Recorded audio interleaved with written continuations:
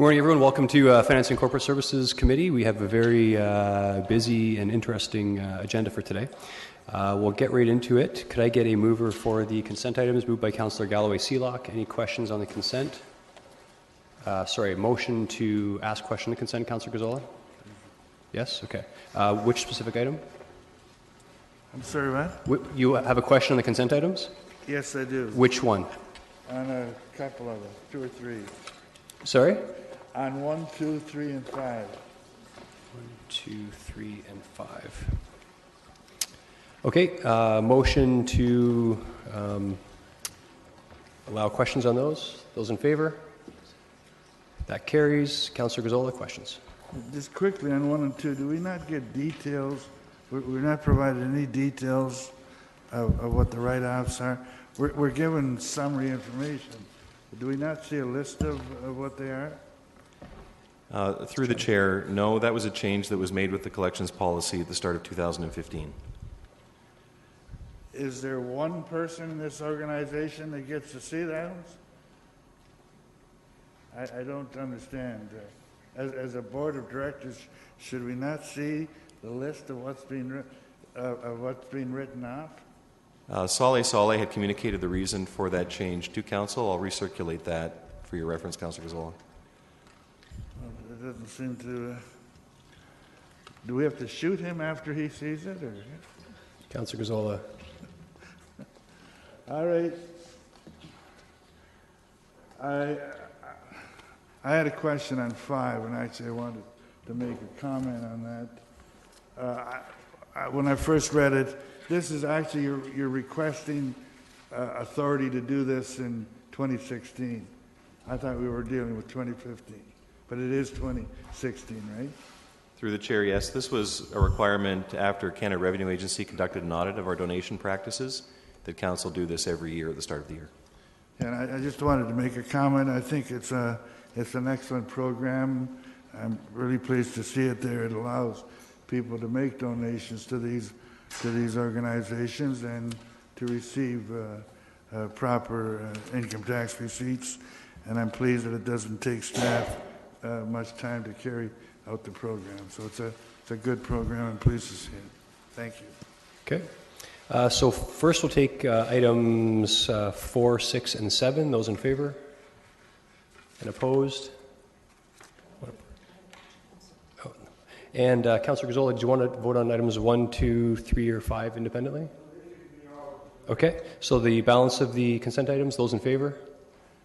And opposed? That carries. Okay, we'll move on to item number 8, the wagon train distance separation business licensing appeal. Councillor Galloway-Sealock.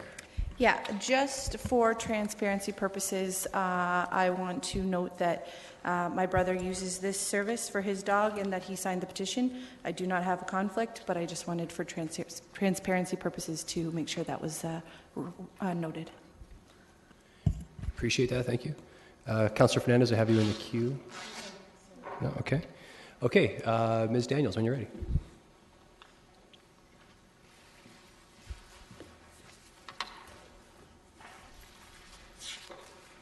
Never actually used this before. Got it. So good morning. So I'm Tanya Daniels, the manager of licensing, and I'm here to provide you an overview of the Wagon Train Business License Distance Separation Appeal. Today you will hear... Sorry? You're going too fast. You're blurring I can't hear you. Today you will hear a range of issues that are ongoing with this property. The city and the applicant share in some responsibility of the issues of the property and the business. City staff are committed to positively resolving all matters. It is important to note, specifically related to the requirement of 200-meter distance separation from residential property is what the appeal is for. The appeal process allows for council to hear from affected parties and make a decision whether, notwithstanding non-compliance to the distance separation, to renew the business license. The licensing of doggy daycares is controlled and regulated under Municipal Code Chapter 531, Dog, Kennel, Breeding, Boarding, Doggy Daycare. Here's the definition of what a doggy daycare Class 2 is defined as. Wagon train license is captured within this definition. In 2006, Council approved an addition to Chapter 531 in 2006, which added that no person shall own or operate a Class 2 doggy daycare within 200 meters of a residential zone unless such business has been operated continuously and licensed annually at the location since February 13th, 2006. The Wagon Train application process included the following. There is a Planning and Zoning Division approval, which was received, a Humane Society inspection, which was passed. There is a neighborhood information session, which includes a distance of 400 meters, which was not held, and a 200-meter distance separation from residential property, which was in non-compliance. Staff were made aware of subsequent issues in late 2015 with the business and have been working with the owner to resolve them.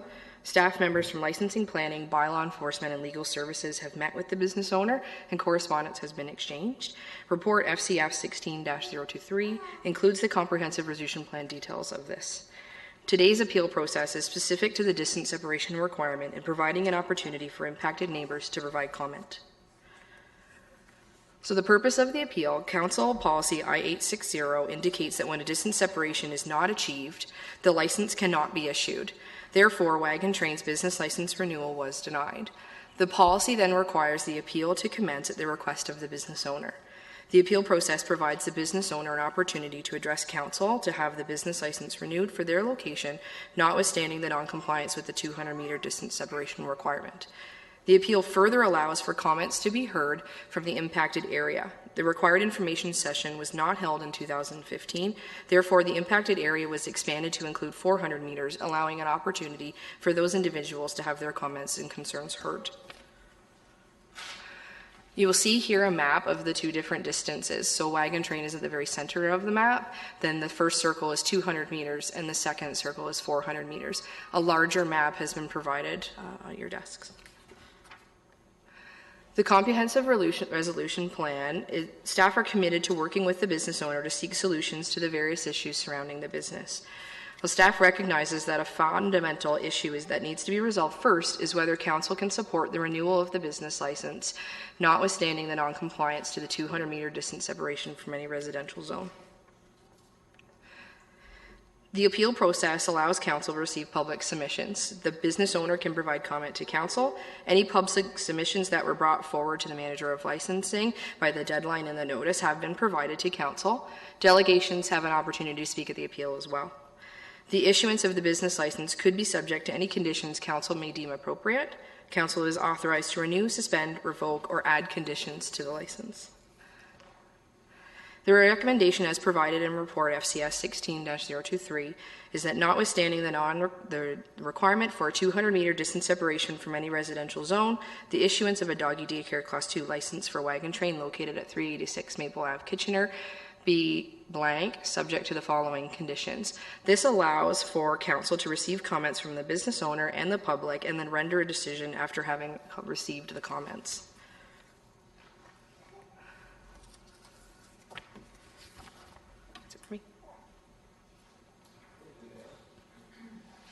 Pardon me. Thank you, Ms. Daniels. Before taking any questions of staff, we will go through the delegations that we have for this item. The first delegation is Ellie Ross and Patrick Kramer.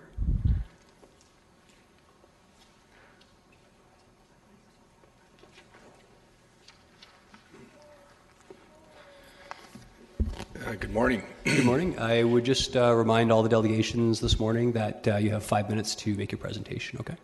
Thank you, Mr. Chairman. My name is Patrick Kramer. I'm a lawyer with Duncan Linton in Waterloo. Our firm represents Ellie Ross and Wagon Train.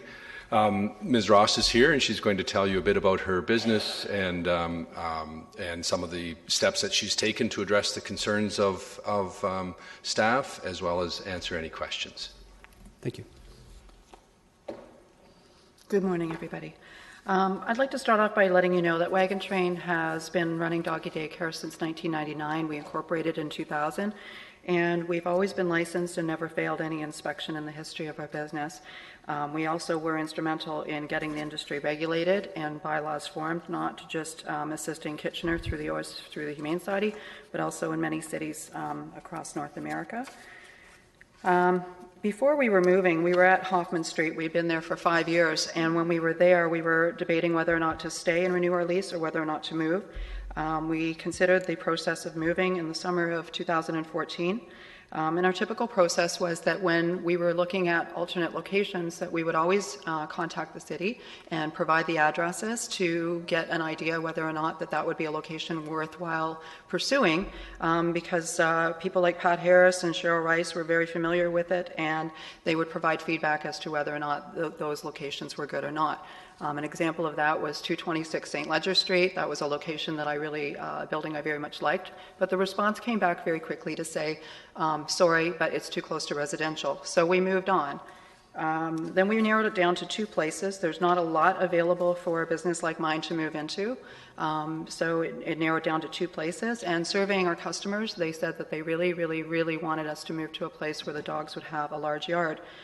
386 Maple was submitted to the city. We did everything as we do normally. We gave the address. We were told that it was good pending parking and lighting, and we proceeded with that. We did routine, trademark industrial. They went ahead with the building permits. We did all of the construction. We passed all of the inspections. We passed Humane Society, building, fire, etc.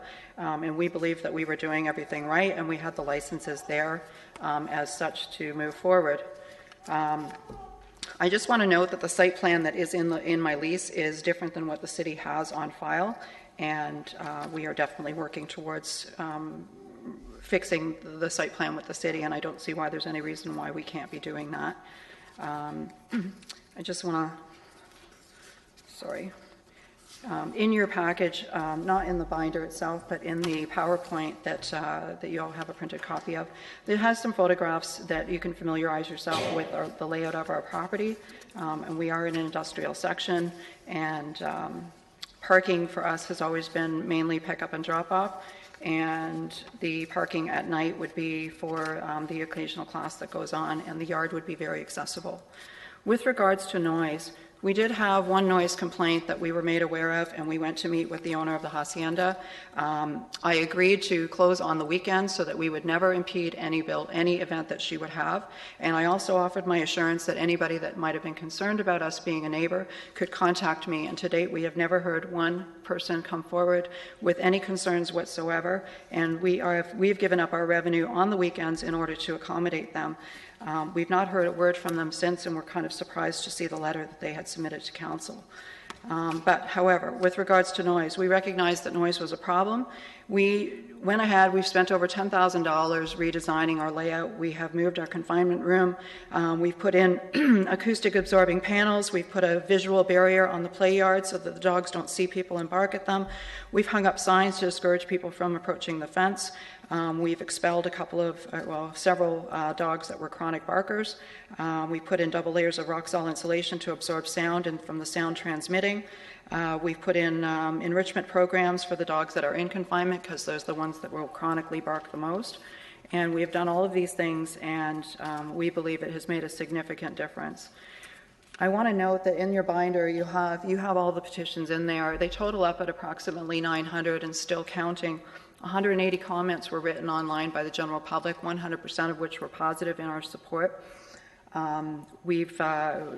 We didn't realize how well supported we were until this process happened. But with regards to barking, we have definitely addressed this, because it was also something that we are concerned about. We want to be a good neighbor. We want to be able to provide good service to our clients, which reach far beyond the Kitchener area. We also had been door to door and met with residents, and we had representatives do that as well. And 100% of those people that answered their door gave us a letter of support, which is in the binder. And those were the houses that were the closest proximity to Wagon Train. Thank you. Thank you kindly for your presentation, Ms. Ross. Questions of the delegation? Councillor Marsh. Oh, sorry, Ms. Ross, did you? I'm sorry. No problem. I have a hearing loss, so I might have to get you to repeat things. Oh, no problem. Sorry, questions from Councillor Marsh. Yes. Hi, Ellie. Thank you for coming in and presenting about the issues here. And you have really garnered quite a lot of support, as you mentioned in your presentation. So congratulations on that.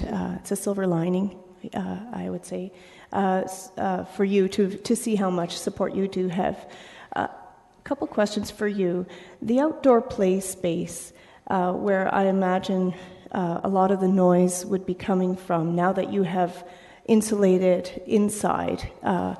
Do you limit the number of dogs that can be outside at one time in the play space? That's a good question. What we do is we rotate play groups. Some groups play quieter than others. Some groups play better than others because, as you can imagine, it's a real art to have a group of dogs that will play together harmoniously. Yes. What we find, there are triggers, right? I mean, we have one neighbor whose children every day approach the fence and are saying doggy, doggy, doggy, doggy, doggy. And those are things that are not in our control. And we do our best to accommodate everything, but the groups that are outside, they're rotated groups throughout the day.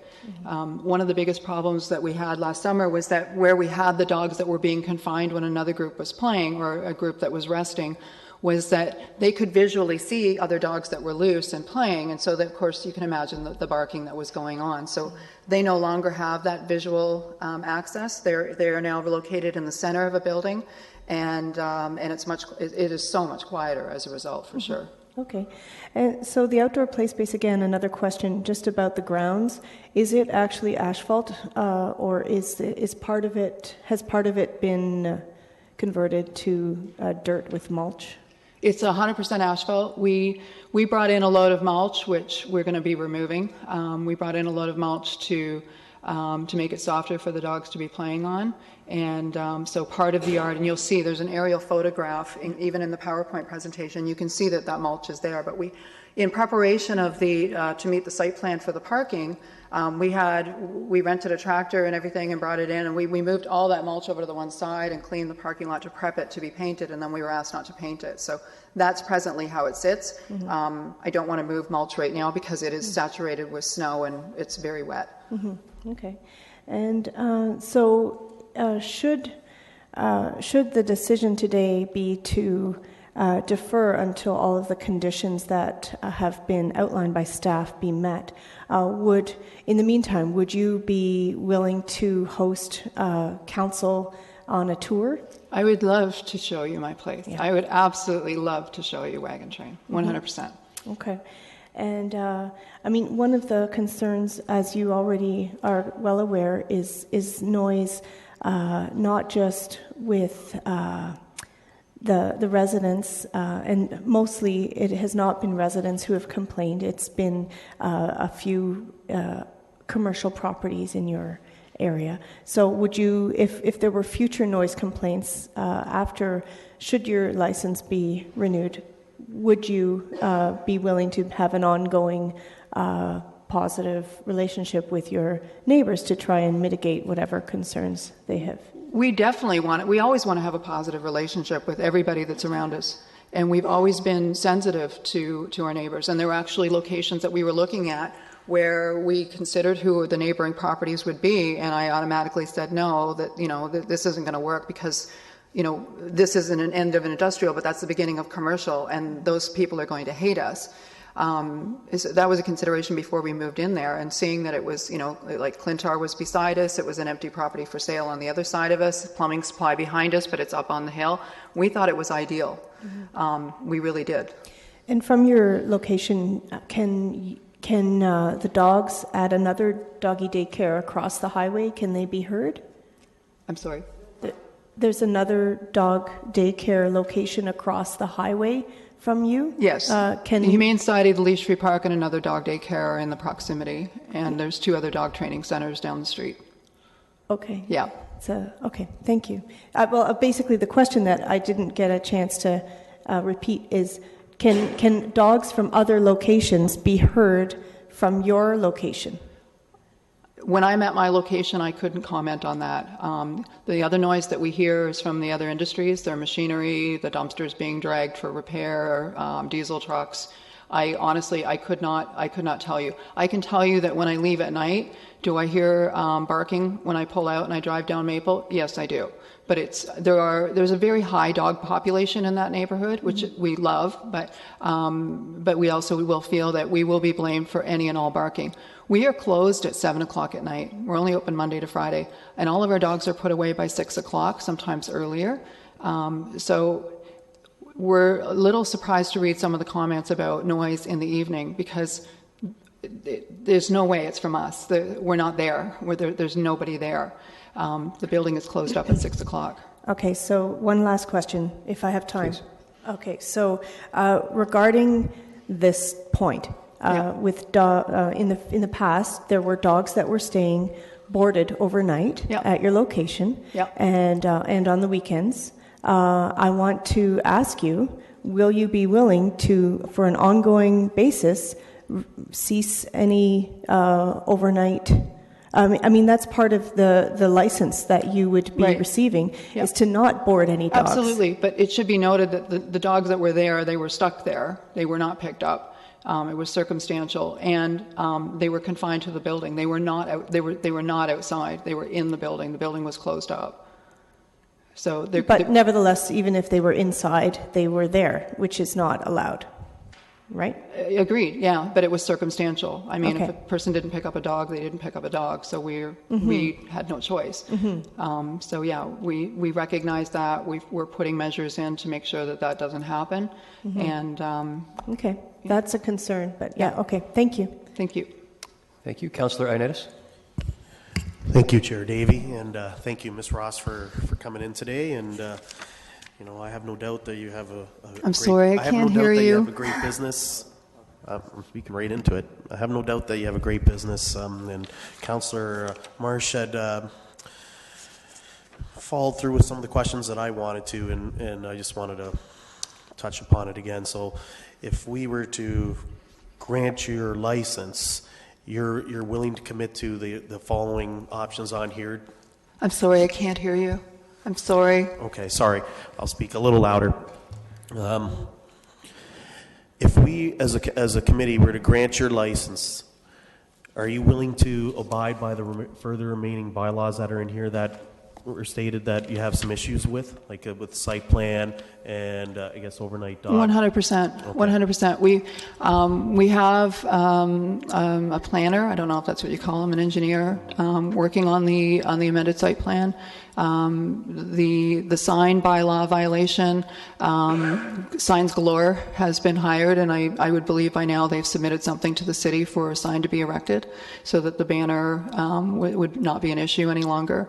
Noise, I believe we've addressed that. So yeah, 100%, absolutely. Okay, that's good to hear. The other question I wanted to ask you was in regards to you not operating on the weekends. And to me, it seems like maybe the weekend might be, if families go away on holidays or anything like that, that would be a significant loss of revenue for you. Is that somewhat the case, or because it looks like to me you're doing this out of really good faith here, and I feel for you. So like, I mean, I don't want to impede you on your business when I think it's. We closed on the weekends to make the neighbor happy, right? So we've given up revenue. It's not just daycare. We were going to be running agility matches outside for families. We were going to be running stay and play, socialization events, all of these things on the weekends. And we squashed all of that. And, the haciendas responded to say it's not enough, and they've not responded to us to say it's not enough. The weekend closure is not so much about, it wasn't so much about us, it was about them. So my main business is Monday to Friday, 7 to 7. That's what we're operating for daycare. Would we like to be able to operate on the weekend and make, especially, in light of our current added expenses that we weren't expecting? Yes, we would like to be able to. But we also don't want to be the ones responsible for having somebody upset about barking that they may deem is from us. So. Okay. Well, I can appreciate the good faith that you put into and working with your neighbors. Thank you. Okay, we have 4 people in the queue. Councillor Fernandez. Thank you, Ms. Ross, for coming in. Do you have more than one location, or is this your main location? Because it seemed to me when you originally were talking, you were talking about numerous locations. No, sorry, to clarify that, we've moved. So when I refer to numerous locations, it just means that, we were in 1999 and 2000, we outgrew that. In 2001, we outgrew that. 2002, we outgrew that. That's what I was referring to. The only alternate location that I could list or share with you would be our own farm. And so that is ideally where we plan to and hope to build a boarding kennel. And so then we could serve our customers for overnight by having the kennel at our farm. Okay. Yeah. Given that you have received quite a number of positive comments and the petition has grown dramatically, would you say that your business has grown faster than you had expected it to grow? You mean at the present location? Yes. No. When we relocated, we lost approximately 35% of our client base because those people were coming in from New Hamburg, Mannheim, whatever, and they just found that extra 10 minutes or 15 minutes down the highway too risky for them to be late for work and whatnot. So when we went there, we had some rebuilding to do, and we have rebuilt it. We're back on par as to what we were when we were on Hoffman Street. I wouldn't say, I would say that the only elements of our business that have grown extremely well have been our training classes. And that's not an outdoor issue whatsoever, and that's a couple of weeknights a week for an hour. And that barking is not an issue with that whatsoever. So the training has skyrocketed. Okay. Absolutely.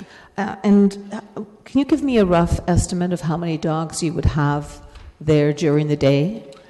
It varies because we've got grooming going on, we have private training going on, we have day boarding going on for dogs that are not suitable for daycare, and then we have the daycare going on. So we've had days where quite literally we've had 3 dogs, and we've had days where we could have 25, 30 dogs, but that doesn't mean that they're all there for daycare. There's different services that we have going on, and we never know from one day to the next. The only bookings that we require are obviously for private training sessions and grooming, and the very first time they would come for daycare so that we can make sure that they're suitable for daycare. Other than that, we have an open door policy as a convenience to our clientele, but we staff it the same, whether, because we don't know. So we always staff it as though we're going to have a full house. So we're always prepared. Okay. And do you anticipate growing the numbers of dogs that you have now up to a certain point where you indicated you were considering moving to your farm? What would be the maximum of dogs you would be able to house at your present? At my farm? Yeah, at your present location. I'm sorry? At your present location. You mean for boarding or? Yes, for doggy daycare, for example. As long as it's never been an issue, right? So I couldn't even comment on that. I mean, we have to obviously be able to restrict the number of dogs that are coming in for day boarding because they have to have an assigned run, right? They're not running loose and playing with the other dogs. Obviously, grooming is limited, training is limited. But for daycare is daycare. I think it sort of has a ceiling to it. And certainly when there's a snowstorm or it's really bad weather, we're very busy because nobody wants to be exercising their dogs when it's minus 20 outside. Mm-hmm. I honestly couldn't tell you. That's fine. Okay. Yeah. Thank you very much. You're welcome. Thank you. Councillor Schneider. Thank you, Chair Davey. You have moved your business previously. Can you describe the costs involved and what's involved in moving a location? Thank you. Yes. Moving to Maple, it's been in excess of $100,000. That's solely just cost of construction and renovation. Permits, etc. Moving from 319 Victoria to Hoffman, it was $40,000 when we went in there, and then we spent another $20,000 doing interior spray foam insulation for soundproofing. And I'd like you to note that McDonald Awning was our immediate neighbor, sharing the same building, running a showroom and retail, and they told us they missed us when we left. So it wasn't a problem for somebody in our own building. When we moved from Centennial to 319 Victoria, right off the top, it was $35,000. It just depends on the building, what's required, what do we need. But at Maple, because of the location, proximity to the expressway, the size of the yard for the dogs, we decided that we want to be there for a long time, and we want to have things that were far beyond the standards. So something like as simple as an air exchanger, which is just this big, huge metal box that, you know, people don't really acknowledge what it is. Just that air exchanger alone was $25,000. So the cost has been huge. I mortgaged my house to do this, and coming out of a divorce, that was the only way I was going to be able to do it for financing. So it's been considerable expense. Okay. And it's not easy to move a business like this, as you said. You're limited to your locations. Very limited, Dave. Very limited. I appreciate the restrictions of zoning. I greatly appreciate that. And the number of properties that would be available at any given time that would match that zoning. And then take into consideration, is it affordable? And then take into consideration, is it a landlord that is willing to rent to a dog business? Because that's a whole other can of worms. We're very limited. I would say that, for every 10 properties that we looked at, maybe one was slightly able to be considered. I mean, Michael Lambert's here from Whitney and Company, and he can tell you, the grief that we went through in trying to find it. Trademark, I was fortunate that the owner of Trademark had been a client. So when he became known that it was Wagon Train looking at renting one of his buildings, he actually understood. So I didn't have to do the whole convincing process. But I can tell you that when we moved to Hoffman, it was very challenging. It took me 6 months to convince that landlord to rent to me. And same thing when we moved to Victoria Street, it was the same thing. It's a real sales job because they're very, very worried, and I'm sure you can appreciate that, dogs will do things that require a lot of cleanup. But the one common thing that we hear a lot is, how clean our facility is. And we've invested a great deal of money, like $10,000 in a commercial floor scrubber, the highest pressure washer, the most expensive one you can find. All of these things. Our facility is very clean and it doesn't smell. But to try and demonstrate that to a landlord can be very, very, very challenging. And as well, we can't bring a landlord into the daycare. My insurance won't cover it, and it's a huge liability. They're going to get jumped on. They're going to get knocked down. Dogs are going to bark at them. So we try to demonstrate it to them, through the way of video, but then have them come in there either before we open or after we open so that they can see. But it's very hard. It's very, very hard. Okay. And again, just to reiterate, with the site plan and bylaw options and issues, you don't foresee any problem at all addressing those? Quite honestly, no. I really don't. I really don't. I've had several conversations now with Scott Patterson and previously with ABA Architects, and there's something on the table right now that we're hoping that city staff will consider about the parking, that it should be accessible for classes, because that's really the only time that parking would go. There's a double gate. There's easy access into that yard, so it could easily be a dual-purpose play yard and parking as required. We open the gate because we have another gate on that property, which we have to open every day, and we close every night, and that's not been a problem. So open the second gate for parking. We don't see that as being an issue. But the daytime is always it's quick drop off, quick pickup. People want to get to work. Okay, thank you very much. Thank you, Dave. Councillor Gazzola? Yeah, most of my questions have been answered. I'm curious. You've been on the go a number of occasions. You moved 2 or 3 times. Why were you moving? You may have said this, but I missed. That's a great question. We started at 1408 Victoria. It was only 1,000 square feet. We outgrew that in 3 months. The landlord owned the building at 1412 Victoria. He offered me the space. I moved literally across the parking lot to his other building. We outgrew that. That place was only 2,000 square feet. One of my customers owns a lot of property and presented me an offer. We moved to 319 Centennial, I forget what the address is, Centennial Drive.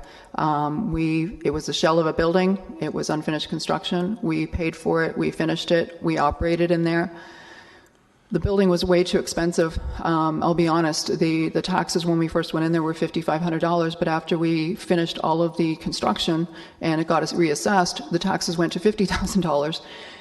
Yeah, and it was not an affordable option for us. Not only that, we also found that building to be too big. It was 16,000 square feet, and it literally was too big. So we moved to 319 Victoria. We downsized.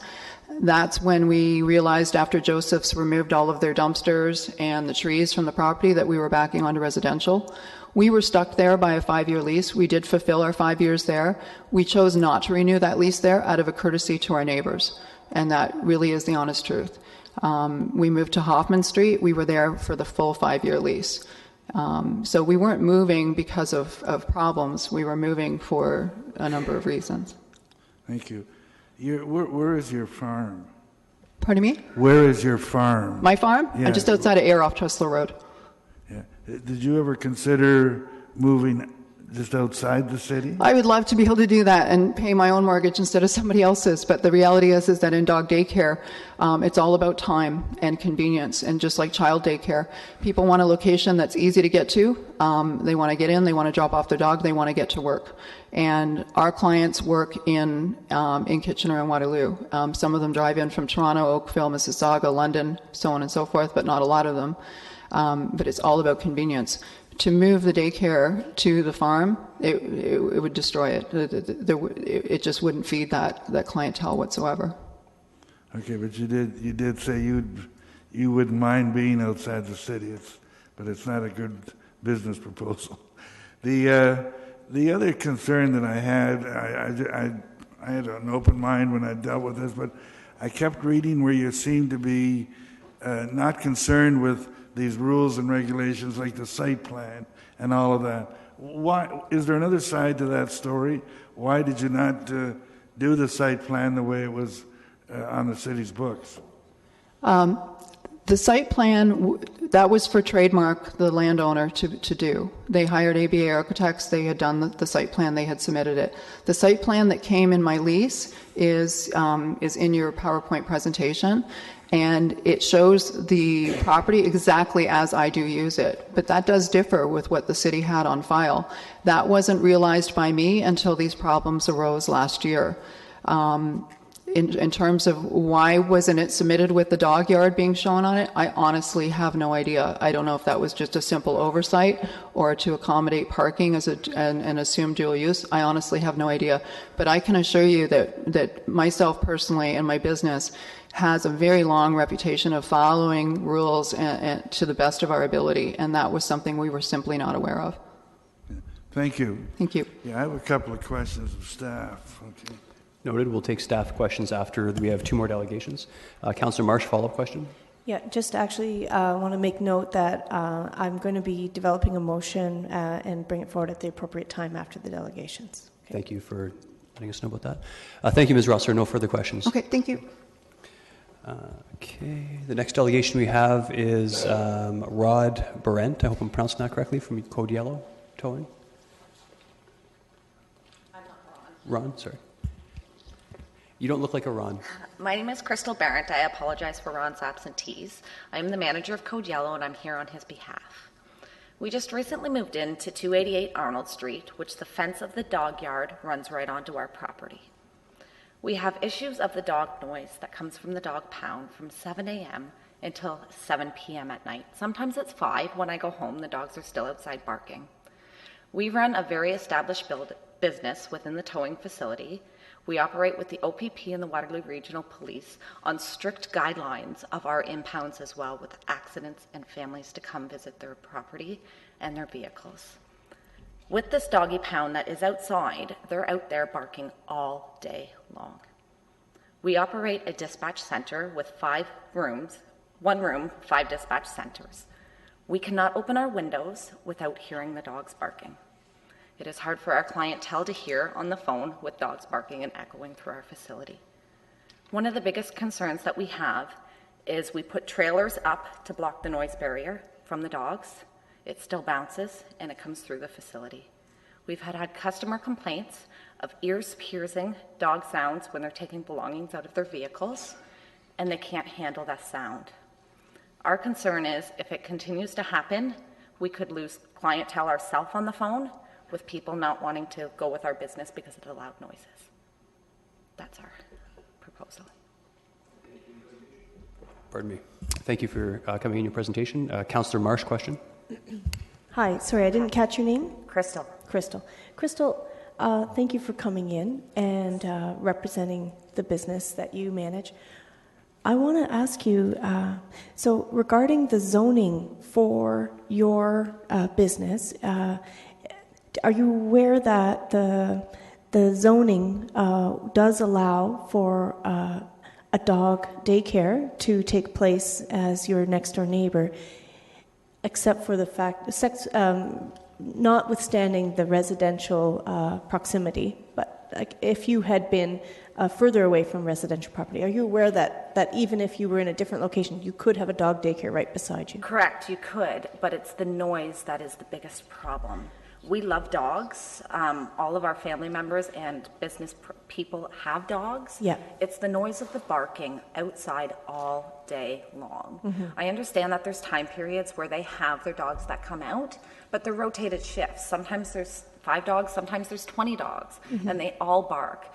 They put up that mesh, which I agree, they have the mesh there so the dogs can't see, but they can still hear. And when we have people coming in and out of vehicles that are on the other side of the fence, they're jumping at the fence at our clients as well, scaring them.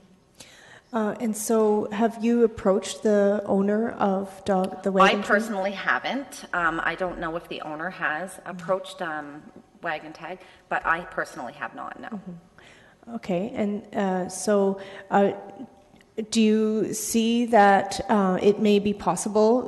Would you see a potential solution to this problem? I personally have my dogs that go to a kennel as well. It's outside in Breslau, and they have fenced-in roofs with sound barriers for the dogs, where they still can go outside, but there's sound barriers on the outside. So they have like a full enclosed, and then they put sound barriers on top of the roofs. Okay. So I don't know. I know it's an additional cost, but the dogs are extremely loud. All right. So I would love to visit your location at a time when during the day, during the business hours. So that would be something that I'd like to do. And even with my windows hear firsthand. shut, you can still hear it inside the building. The issue though is that you're zoned that anywhere you could be, you could have a dog daycare next door. So that is, anyway, thank you. Thanks. Thank you. Councillor Gazzola? Yeah, I just wondered if you could point out, you said you're on Arnold Street. Do you see where the long green line is? The longest green line. You can see a white trailer there. That's our facility. Okay, Like we run parallel with that fence. thank you. You're welcome. Okay, thank you. Councillor Fernandez? Yeah. Crystal, how long have you been at this location? We just moved in October 2015. So when you were looking for locations for your business, were you, the doggy daycare business was there already? Yes, they were, yes. Okay. So how long would you say the average person comes when they come? So you impound cars for numerous reasons. Yeah.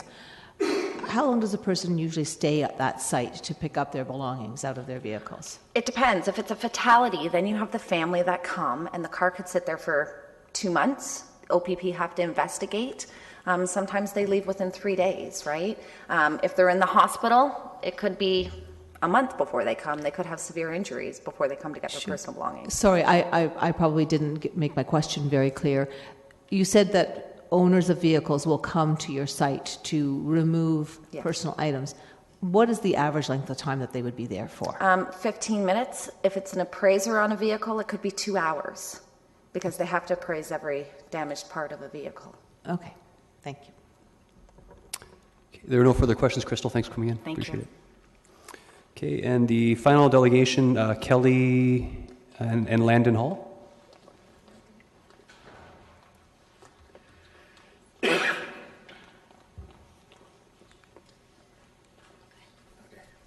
So, most things have been brought up by other people. So, our main concern was we had facilitated going around our area. We live on Ash Street, which is just around the corner. We had done the walk around, which looks to be possibly that inner circle there, around the residence, and took consensus of, with signatures showing if there's any concerns in regards to noises, which we found that anyone that came to the door did not have a problem.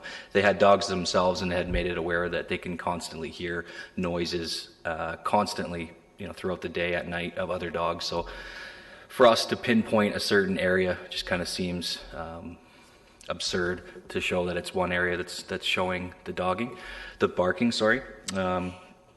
And again, for us being residents, having late awareness of this issue and other complaints coming up at this point when there's actually, there could have been something brought up prior to a delegation going on. So I'm just concerned to why this is all being brought up right now as opposed to actually having concerns in the past.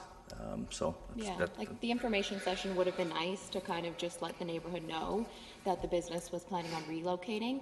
I think in that sense, the residents would have known the facility was there, and because there are so many dogs in the neighborhood, they might want to take advantage of that facility. We ourselves have been on 20 Ash for 5 years. We didn't know the facility was in our neighborhood until just through association, somebody bought one of Ellie's litter, one of the puppies, and we ourselves do have a dog, so we signed our dog up for school there. We find it incredibly convenient, and if that facility were to move away, we would not continue with our services. The fact it is so convenient makes it what it is. So, as we said, 5 years we've been there. We would never know it's there. We live just across Trademark's sort of industrial setup where they used to be. And again, the consensus in the neighborhood is we had to tell people they were there, nobody knew. And furthermore, they had no complaints of noise. Their only comments were, yeah, my neighbors have a dog, so I hear barking. And these were houses that were kitty corner to the business. No complaints, nothing bad. The people who didn't sign a piece of paper didn't come to their door. And we get a lot of people coming through our neighborhood knocking, religious views, etc. So I can understand why they wouldn't want to open their door. But again, just because an address is not indicated on those sheets doesn't mean that they had any problem with the business whatsoever. I think that's all. That's all. Thank you. Okay, thank you, Kylie. Oh, just 1 second. There's might be questions. Councillor Schneider. Yeah, so you live in the neighborhood? Yep. Yes. So do you hear any other industrial noise, like when trucks back up and beepers go off, things like that? Yes. So you are aware that you live in an industrial, an area that's close to an industrial zoned area? Yeah, we live just down the street from Trademark. We can see it from our window, so we are aware of that. And the noises around. that are associated with that, yeah. So I just wanted to be clear that there are other industrial noises that can be Absolutely. heard in your neighborhood. Yes. In fact, any resident we spoke to about noises indicated the noise of the industrial, the garbage, I can't even think of what they'd be, the trucks, the disposals, like those were the only noise complaints they had. They never indicated dog barking unless it was from their neighbor, so. Okay. Yeah. And as a dog owner, just wondering if you think it's possible that some of these other industrial noises, like the beepers from vehicles backing up, may cause a dog to bark. We find most often our guy barks when other dogs bark, and that's mainly it. I know we did have a period where some pretty heavy construction happened on Union Street, so there were some fallout from that. But as far as our dog goes, he barks when another dog barks, and we have a few dogs on our street that tend to be barkers. So. Okay, thank you. Thank you. Thanks. Okay, there are no further questions. Thank you, Landon and Kelly, for Thank you. speaking. Okay, so that actually concludes the delegation. So we will now take any questions of staff. I recall Councillor Gazzola, you had questions of staff. Councillor Gazzola.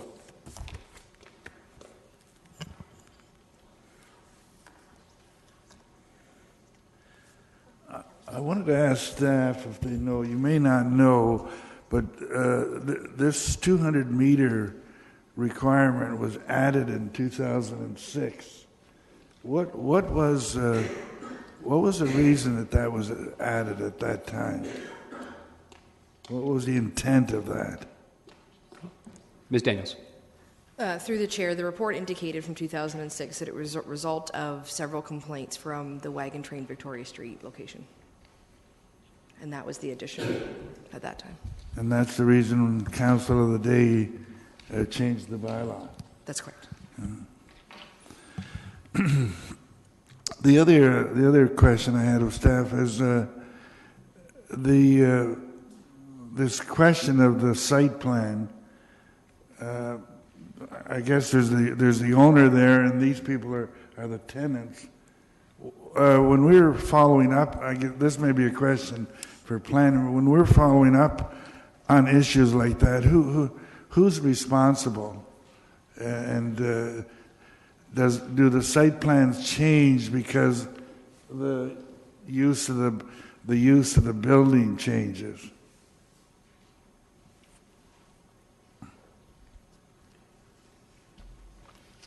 Ms. Schwab, when you're ready. Okay. Through the chair, the first thing that we look at in planning is can we issue a zoning certificate for the use of the property? So is the use permitted on the property, and is there enough parking or any other zoning requirements that are met? So in this situation, we requested the site plan. The use was already permitted, and obviously the building was there, but there was no delineated parking. So we needed to make sure that the site could meet the zoning requirements for parking, which is why it went through the site plan process. So who took it through the site plan process? The tenant or the landlord? The owner. The owner did, with regard to the tenant. Yes. Okay, and then you came up with some things that had to be done? Yes, so there were requirements stipulated on the site plan. They were generally related to the demarcation of parking. And so what happens when things like that aren't done? So we did a site inspection after, there's a date on the site plan that says when the delineation of parking was to occur. So sometime after that, we went out to do a site visit and determined that that had not happened, and that the entire back area was actually used as the dog run. And that's when we notified the owner of that they weren't in compliance with the site plan. So were they aware of it or not? That they weren't in compliance? Was that a surprise to them, or? I didn't have direct contact with the owner, so I can't answer that question. Right. Thank you. Thank you. Thank you. Councillor Singh. Yeah, I see our bylaw staff is on hand as well. Just one, as for the type of complaints we received from the area residents related to the activity at the dog daycare, and as well as noise issues that arise on an ongoing basis because there is a residential neighborhood very close to an industrial area as well. So I just want to see the differences of complaints coming from the surrounding neighborhood. Sure. Through you, Mr. Chair. In 2015, we received 3 noise complaints from this business. I can comment that 2 of them were from actual other businesses, and the third one would have been anonymous, so I'm not sure where that one came from. And do we get ongoing complaints coming from the actual, wider industrial activity from the other businesses? We don't. I looked at the history going back to 2012, and I believe there was only 1 complaint for another business in that area on the surrounding streets due to industrial noise. Okay, thank you. Thank you. Councillor Schneider. Thank you, Chair Davey. I'm just wondering how we missed not having the neighborhood information session, and how we missed on the 200-meter distance separation requirements. Through the chair, I don't have personal knowledge as to why this license was issued, but it appears that it was inadvertently issued in 2015 before my tenure started here. Sorry. Okay. However, we erred in not having the neighborhood information session, and we erred on not requiring the 200-meter distance separation. Through the chair, there would be dual responsibility for the neighborhood information session. The business owner is required to let us know date, time, and location of the information session, and then we play a part in collecting the addresses and doing the notification, and both of those items never occurred. Okay. And do we have confirmation that they received notice of the need for the information session? Through the chair, the business owner did confirm that when we spoke with her during an investigation, that the information session was not held. So she was aware of the requirement. Okay, thank you. Thank you. Councillor Marsh. Question of staff, just wondering if the business license is issued, and if further inspection later down the road were to indicate that the business is not in compliance with the conditions that are set out by council, what happens? Through the chair, that may depend on what condition is not being met. So if there's site plan conditions that are not being met, there would be enforcement measures that could be undertaken for that legislation. If there were noise complaints, same thing. There would be a noise bylaw process that could be undertaken. The council does have the opportunity when regulations are not being met by a business to revoke their license or suspend it. Is the business license renewal process annual? Through the chair, yes, it is. Yeah. So I would like to know if we were to defer this decision until we see evidence of all the conditions being met, will that continue to allow the business to continue to operate? Through the chair, while this process was undergoing, we did not require her to suspend operation. Mm-hmm. We just did not renew the license. So we gave opportunity to go through the appeal process and then look at the site plan from there.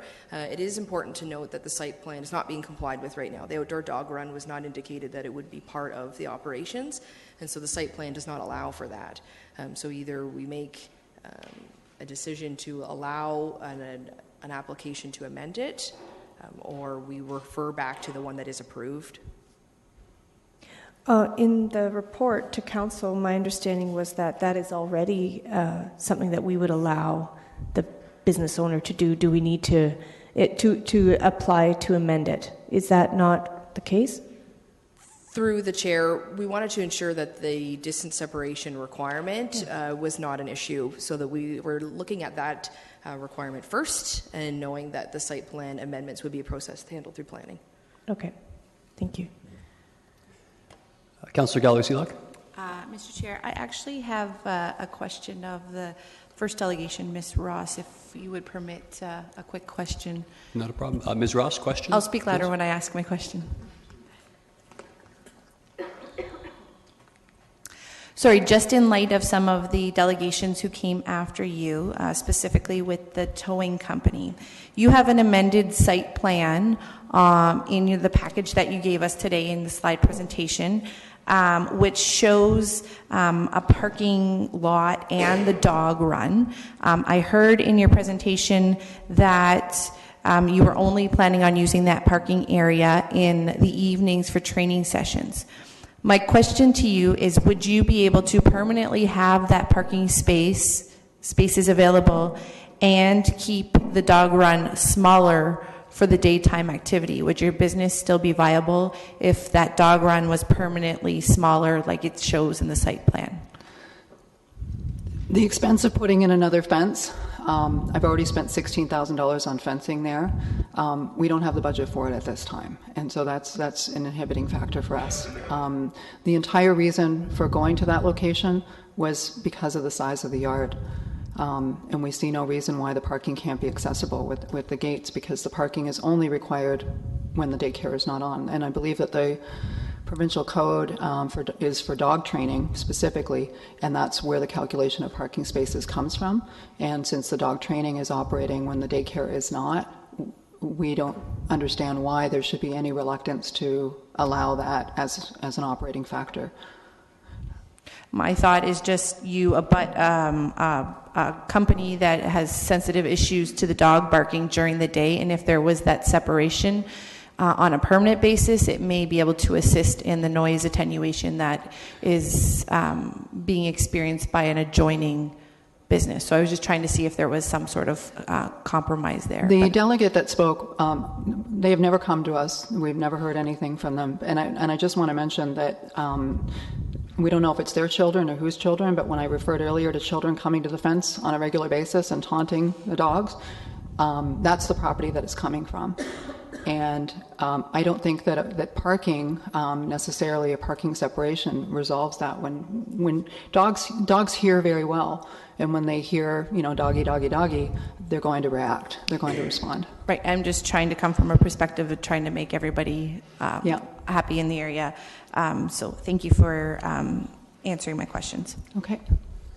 I don't think I have any questions at this point, but I am interested to see what Councillor Marsh is bringing forward. Okay. Thank you, Ms. Ross. Councillor Fernandez? Yeah, just a question of bylaw Can you come up from bylaw?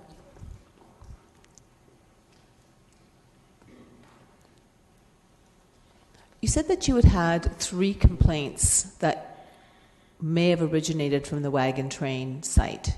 Did I hear that correctly? Through the chair, it was about the Wagon Train. It was about, okay. Correct, yes. Could you, or do you have knowledge of other noise complaints around dog barking that actually could have originated from the neighborhood? Right in front of me, I do not. I do believe that there would have been other barking dog complaints in the surrounding neighborhood, but I would have to research that and get back to you. Okay. I think there's an important distinction that needs to be made between dog barking that happens in the general neighborhood and the dog barking.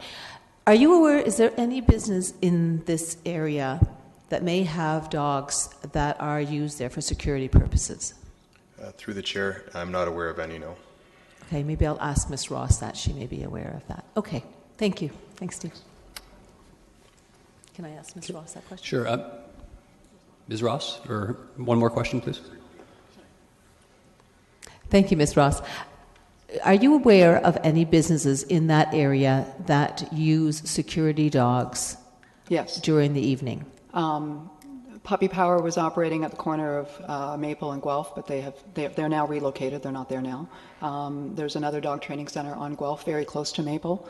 The dog house is at the end of Guelph Street. KW Main side at Lee Street Park is on the other side of the highway. But as well, within the neighborhood, and we've learned this through the multitude of emails and letters that came in, there is problems with barking dogs in the neighborhood. One of the letters that you have refers to 6 years of barking. There is a dog rescue set up in that neighborhood, housing, I'm told, up to 6 dogs or more at a time. Also, there's an industrial lot that is nearby Wagon Train, which the neighbors are telling us is being used as an unofficial leash-free park 7 days a week. There's some trails in behind Alpine where lots of people walk their dogs. Neighbors have come to us in person and have emailed us and brought us letters and made phone calls. And the consistent thing that we're being told is that dogs barking in that neighborhood has been a long-standing issue long before Wagon Train came into the neighborhood. But I'll also mention that they weren't sharing this with us because they were disputing us being there. They were sharing it out of support for us, that is an area that has a lot of dogs. People accept it. They've chosen to live there because it's industrial, so they think they're going to get away with it, and they have been. But there's a lot of people that have said that they have called in a lot of noise complaints and it was never addressed. Okay, thanks so much for that clarification. Okay, thank you. There are no further questions, and there's no one else in the queue, so Councillor Marsh.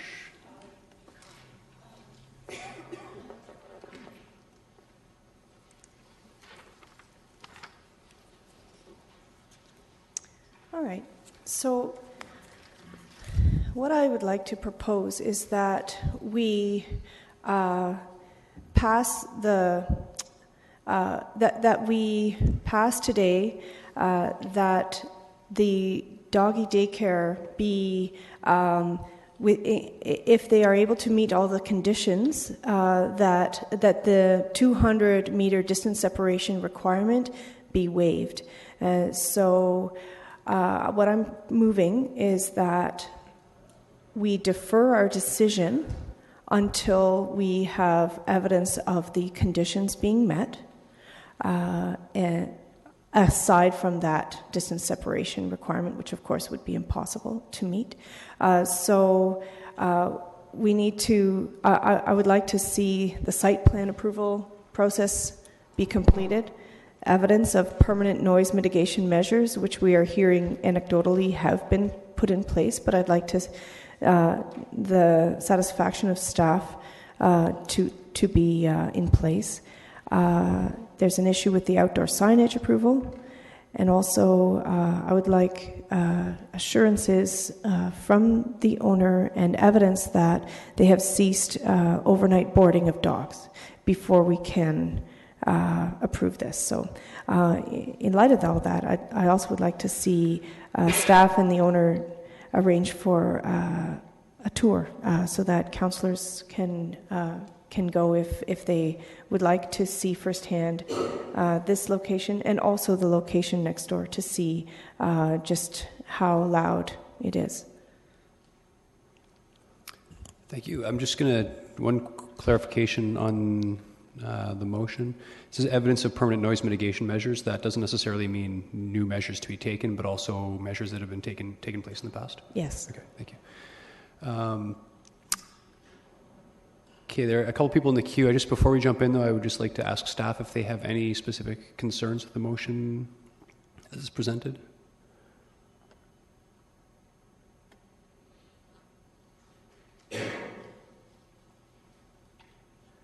Ms. Daniels? A moment's indulgence. Pardon? Sorry? A moment's indulgence.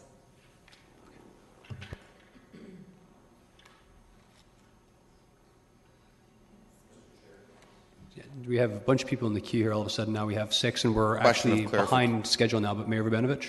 Yeah, I guess just the question is, and I think the idea of a tour is a good idea, but I just want clarification from staff. I think we would, if we did that, we would need to do it in 2 groups so that we don't have quorum present. That's a good point, yes. Thank you.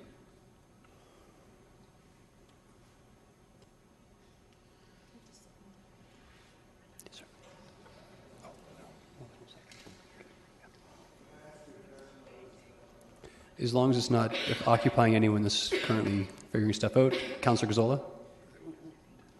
We're just asking for a deferral of this whole issue. Essentially, yes. Basically. Yeah. So do we even have to, isn't it required that we ask for a deferral and a date as to when it's to come back? It is a deferral, but there are conditions applied to the deferral as well, so... Do those normally apply to a deferral? That's a good question. I would look to the clerk for a comment. Through the chair, yes, typically a deferral would have an assigned date attached to it.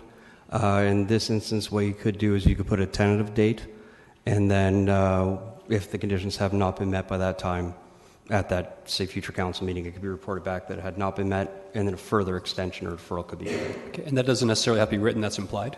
We can do that at any time, correct? Ideally, a date should be written into it, but we have done other ones where it has been implied. Okay.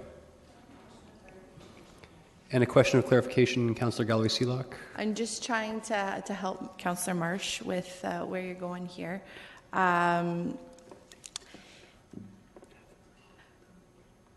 The difference between your motion and staff's motion, there really isn't a difference, is there, other than you're trying to either defer the decision and add in the fact that you want a tour for council. Is that correct? Councillor Marsh?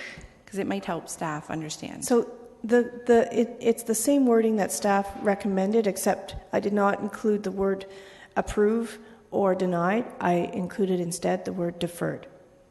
It's the same motion.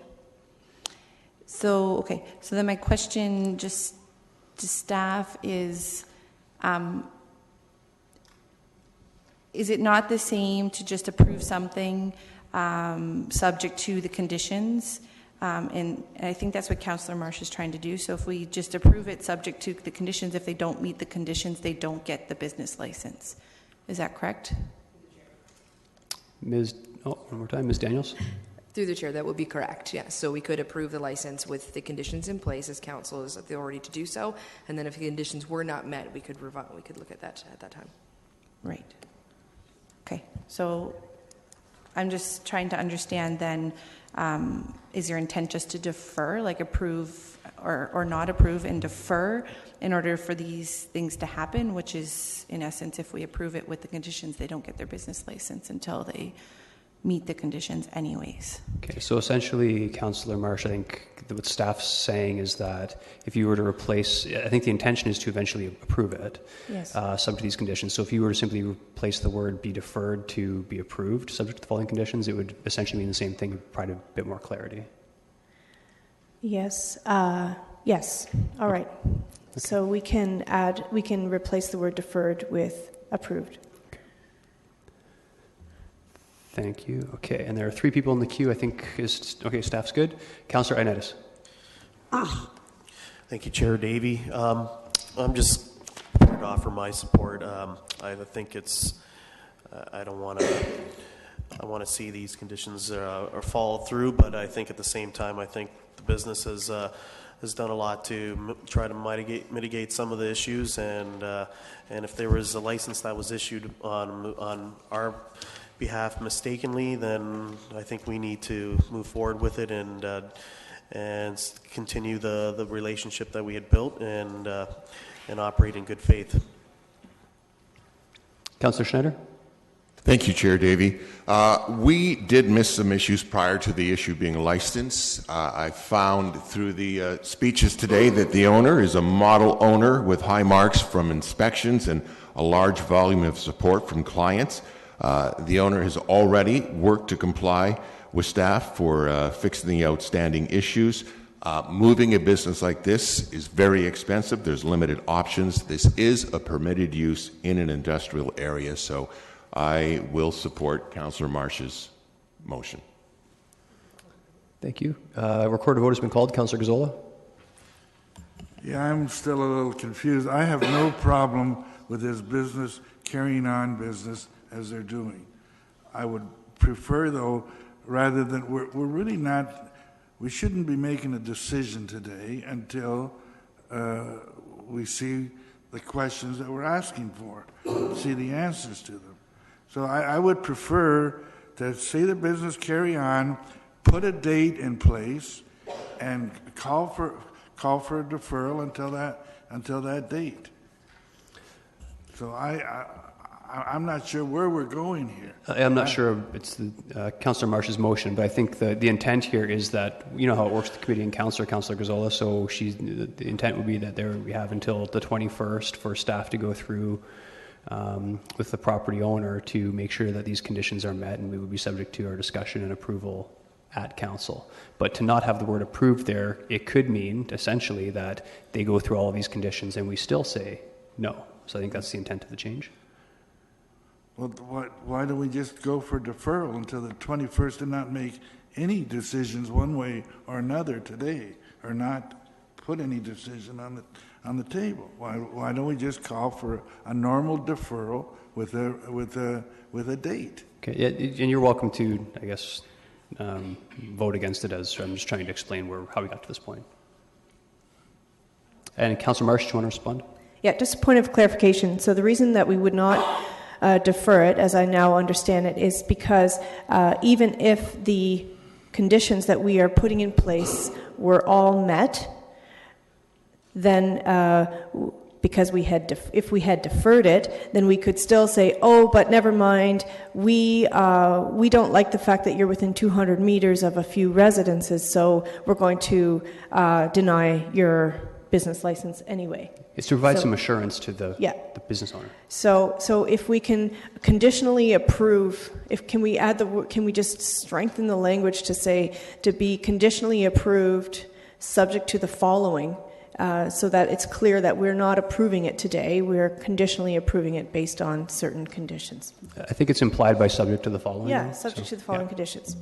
So that's what I'm proposing, and I want to ask staff: do we think that March 21st, in 2 weeks' time, is enough time, or should we wait until? Should we make the date the next actual council meeting, which would be April 25th?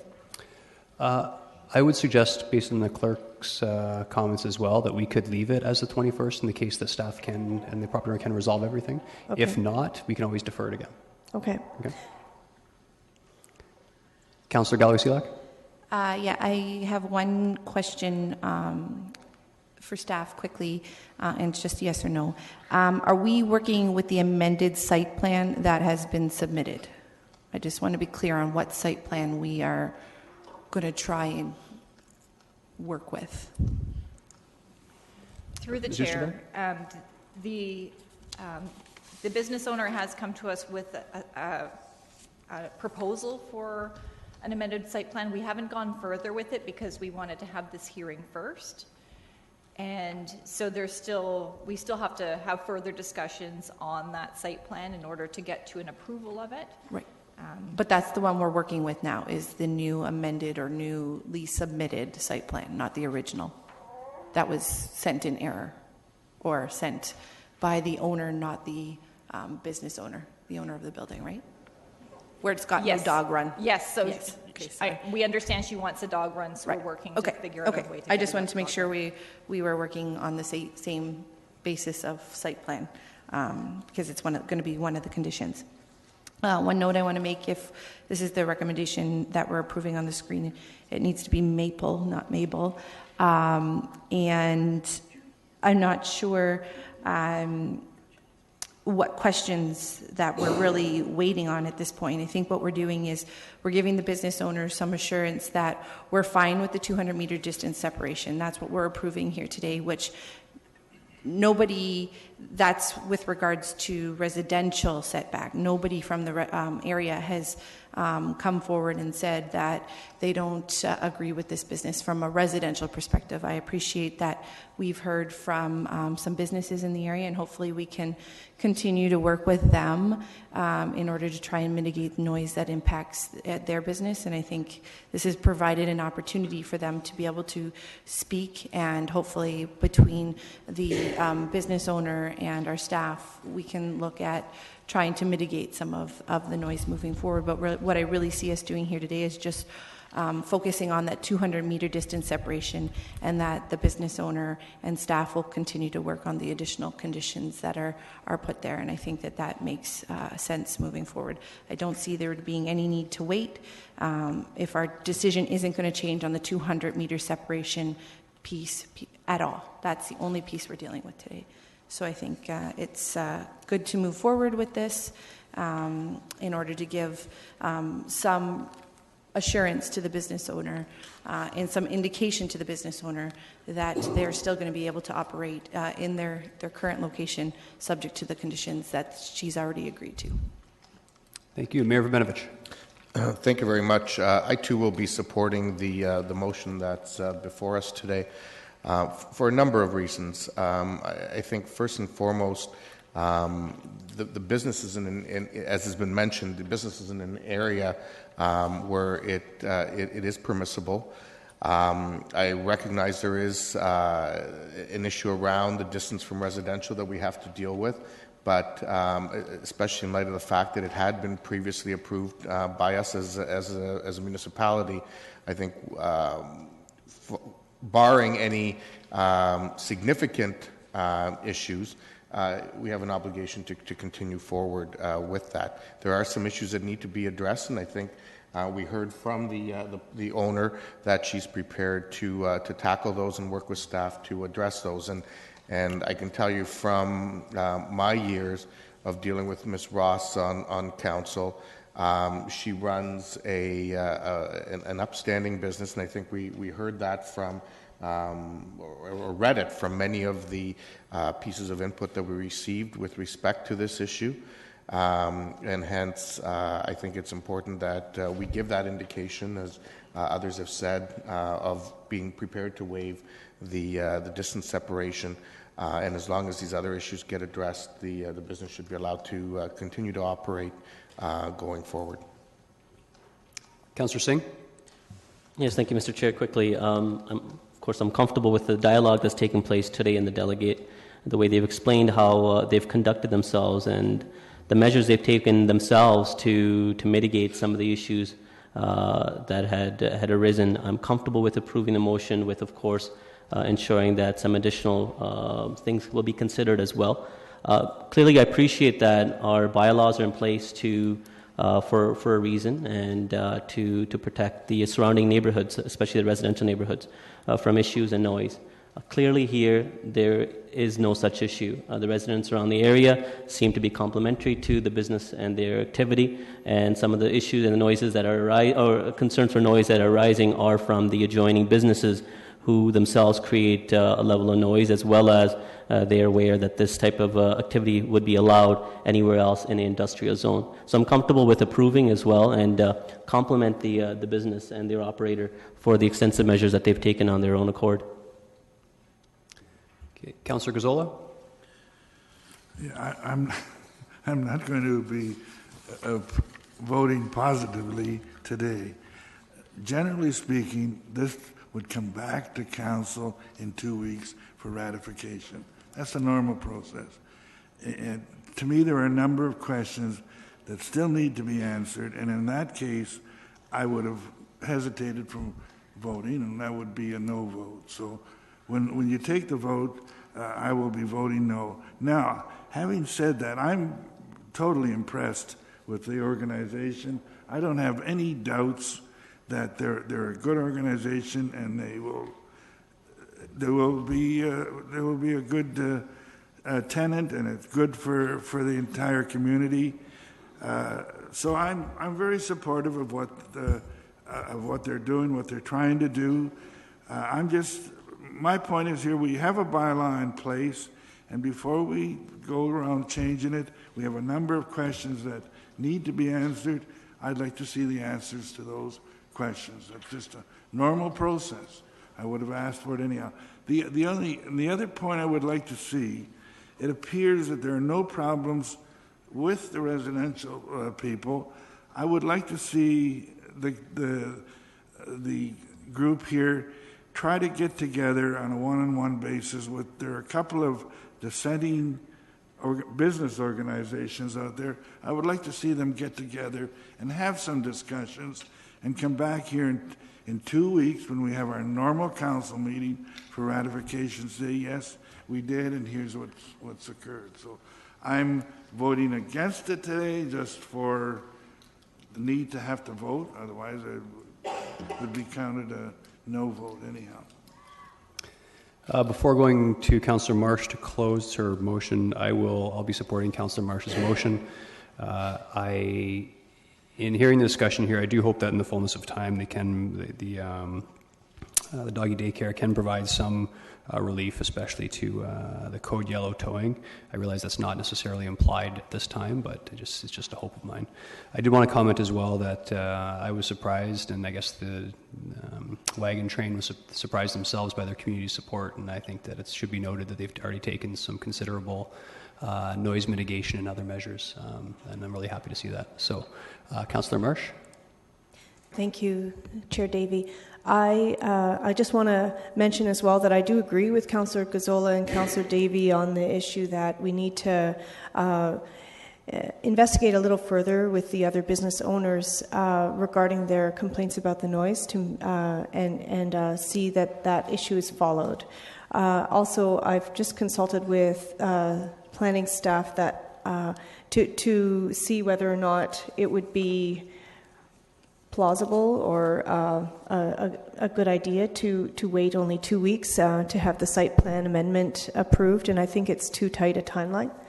So I'm going to, if we need a date, if we're looking for a proposed tentative date, I think the date should be to come back to council for April 25th. April 25th? Yeah.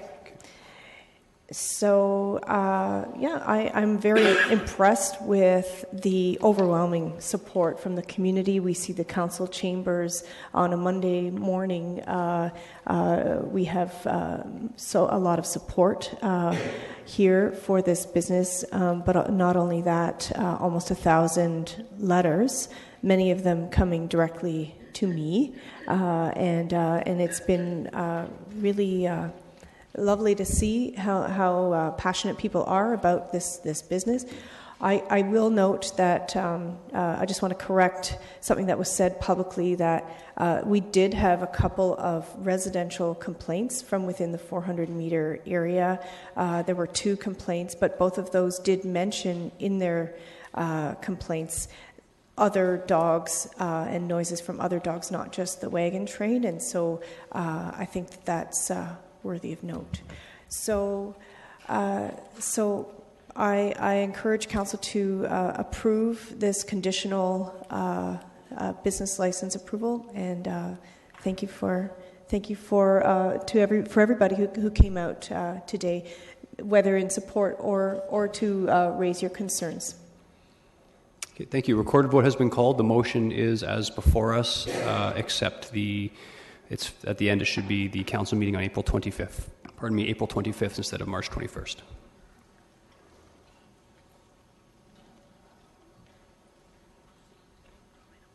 Voting is open.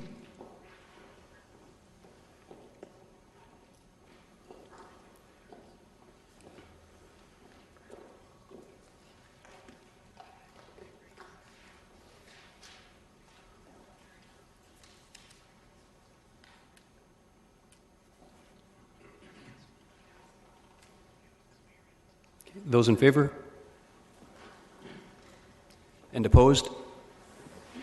And the motion carries. Thank you, everyone. Move on to item number 9, the termite pilot project. And there is no staff presentation for this item, so we will get right into questions. Actually, we'll just give everyone one moment to part.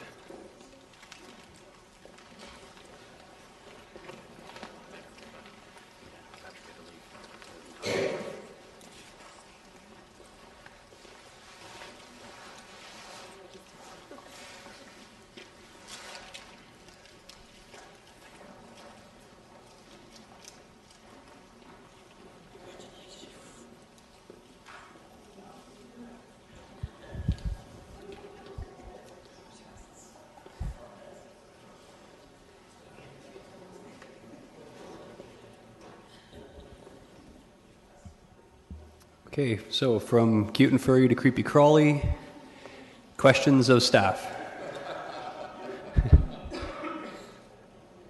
I'm not seeing anyone in the queue. Councillor Singh. Yeah, I had some questions of staff. I guess Tim's on hand.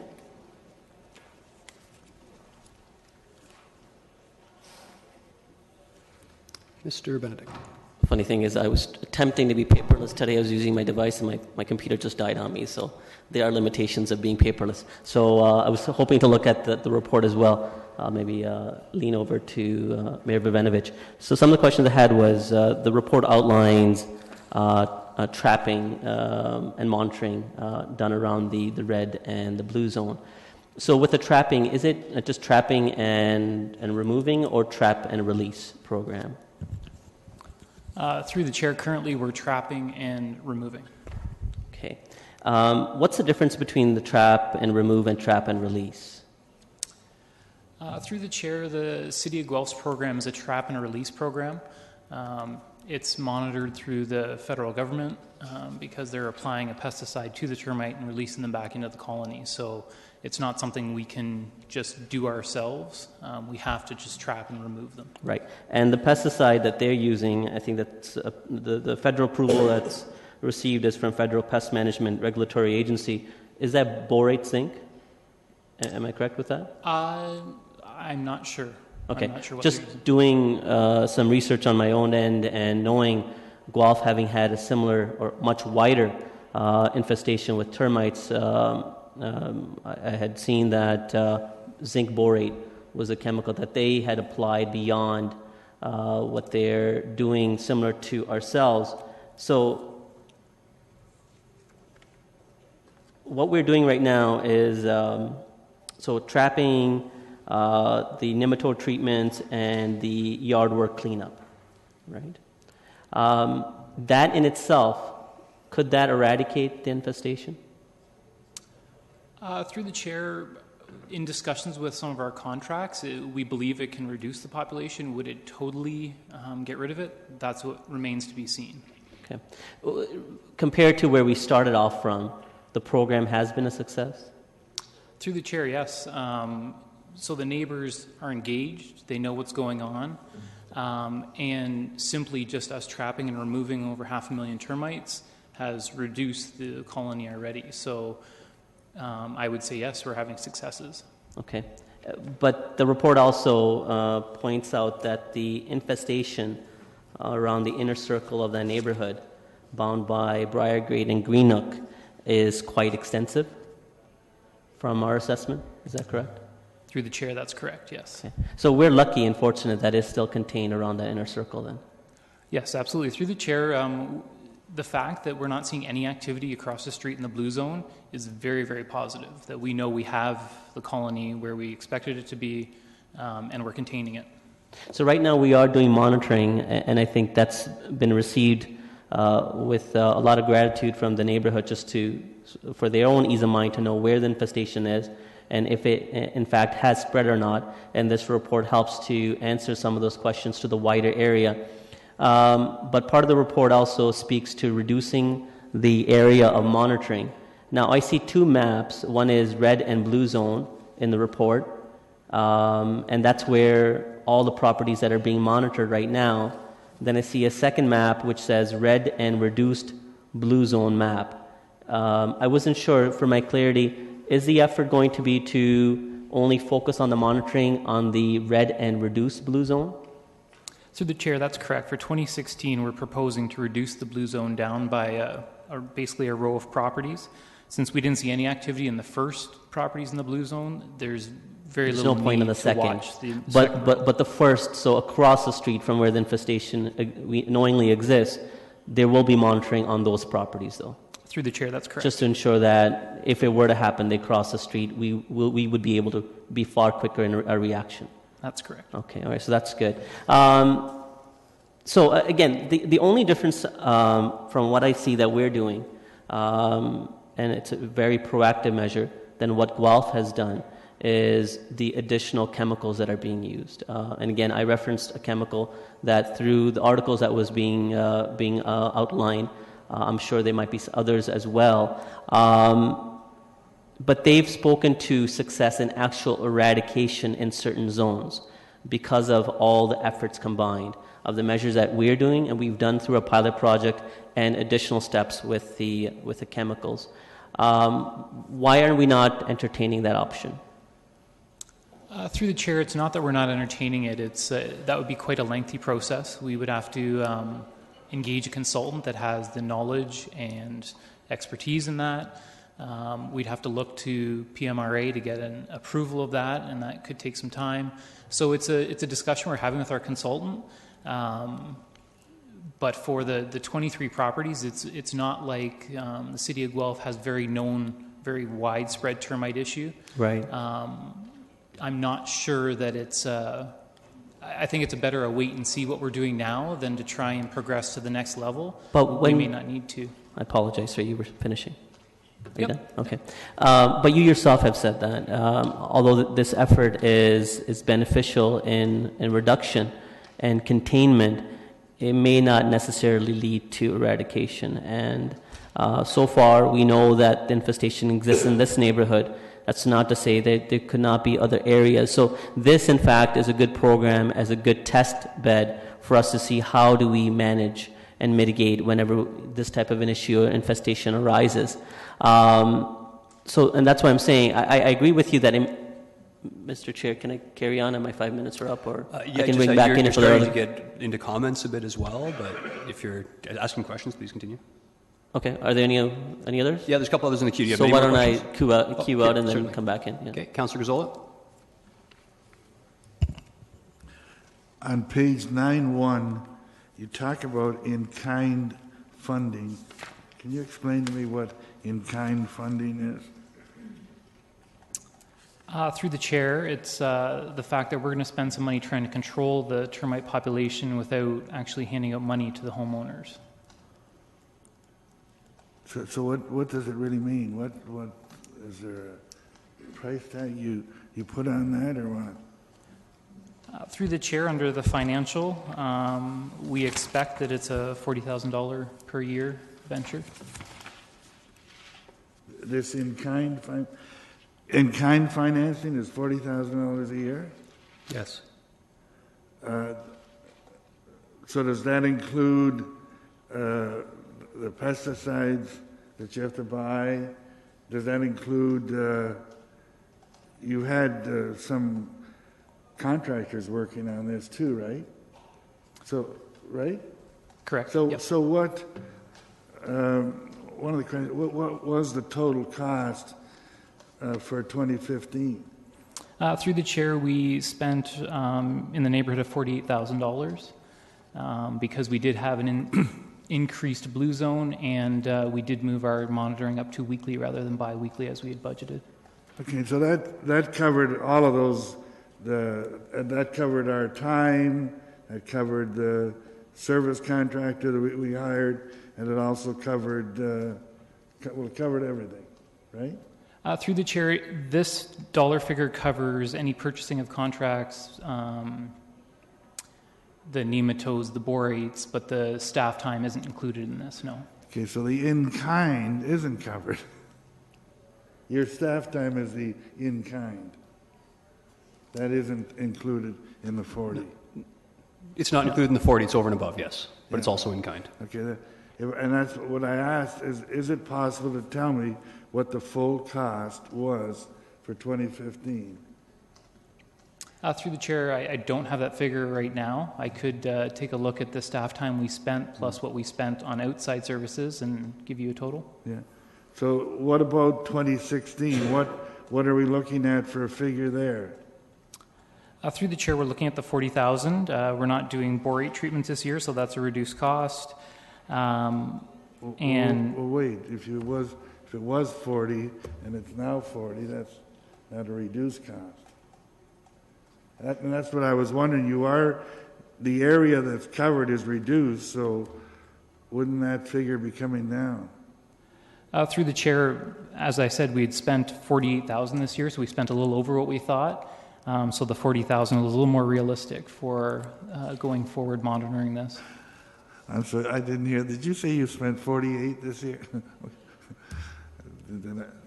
thought I was asking that question. That's fine. That's all I have. Councillor Ioannidis?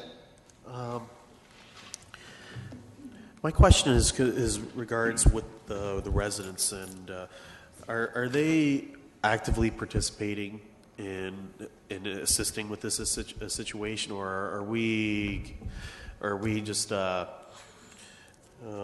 providing all the services and they're just waiting for us to do the work for them?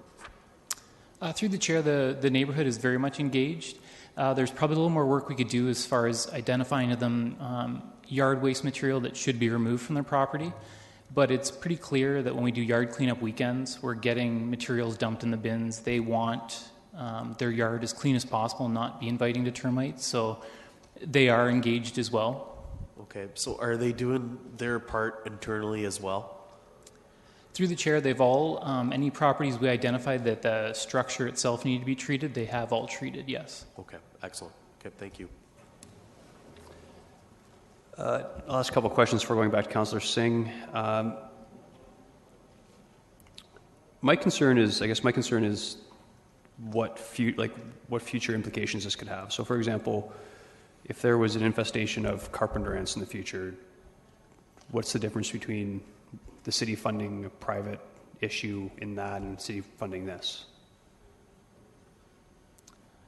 Through the chair, I'm not sure that there is a huge difference other than the termites. It's not something as it costs more to deal with termites than it does carpenter ants. The most carpenter ants, an average homeowner can deal with that, but the termites, it takes a little bit more because they're subterranean, and so we've decided that this was the approach for the 23 properties last year, and the money we spent last year, if we don't continue this, we can't tell what we did.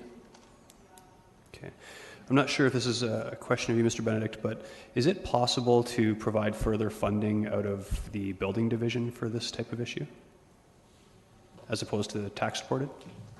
Mr. Sealing? Good morning. Through the chair, the building division is already participating in the program in the sense that we're administering the program. And other municipalities that have termites, the property standards division that are supported by the tax base look after that. So the building division is currently administering it, and we are continuing with that. Okay. Is there legislation that prevents us from funding, say, traps out of building division reserve accounts? Are you aware? There's nothing in the building code that for that matter. Okay, but it doesn't specifically exclude it to our knowledge. Well, the termites, one of the objectives in the building code is not the termites, and the purpose of the building code is for building code life safety, health safety, fire safety, accessibility, and energy efficiency. It's not to deal with termite protection. Okay. But I guess structural integrity of buildings would be implied in that. So I guess I don't think there's any information that you may have at your fingertips, but possibly if staff could look into that information in time for Council, I would appreciate that. Okay. Concludes my questions. So now, Councillor Singh. Yeah, thank you. Just for clarification from a question that Councillor Gazzola had asked, I think the 48,000 not spent this year, but I think that the answer was what was spent out of the last year's trial project. Is that correct? Through the chair, that's correct. Okay. And it's 40,000 that's being recommended for the 2016 year. That's correct. Okay, good. Just as a clarification. And that's a good pickup as well, Mr. Chair, and to see if there could be allowance to fund this out of the building division. And it would be entertaining to get that information back before before council meeting. So I just want to carry on the question I had regarding the zinc boride or any other chemicals that have shown success in more eradication rather than suppression and control. At what stage would we entertain looking to seek approvals? Through the chair, I think we'd be looking for council to make that decision, because it would be money spent on speculating that we'd get approval, that we'd have to find someone interested in doing this that has the appetite to go and try and get that approval. So I'm not sure that, we talk about it with our contractor as this program's going on, but there's never been okay, let's move forward with that. Okay. The reason why I ask is I think we are taking, outside of some of the questions that were asked, a very proactive approach in dealing with infestation that could spread, which is somewhat different than carpenter ants, as they are a subterranean infestation, so they can spread wider, and it's far more severe. So it's beyond a property owner to mitigate. But if we carry on this program, would this be indefinite then? Because if it won't lead to eradication, at what point do we just stop, or do we just carry on? Through the chair, what we're doing, applying nematodes, that's something the average homeowner could do. So if we're seeing successes at the end of this and that we're keeping the colony down, I think we could say, well, we know if we're having a big issue, we can start this system and really hand it over to the homeowners to continue it, to keep the colony at bay. At that point, they've been educated about termites. We've shown them that the program's working, reducing the colony, so they could just carry forward doing that on their own. So they could keep the infestation at bay. Would they be able to go out there and get approval to apply additional chemicals that could have greater success in eradicating?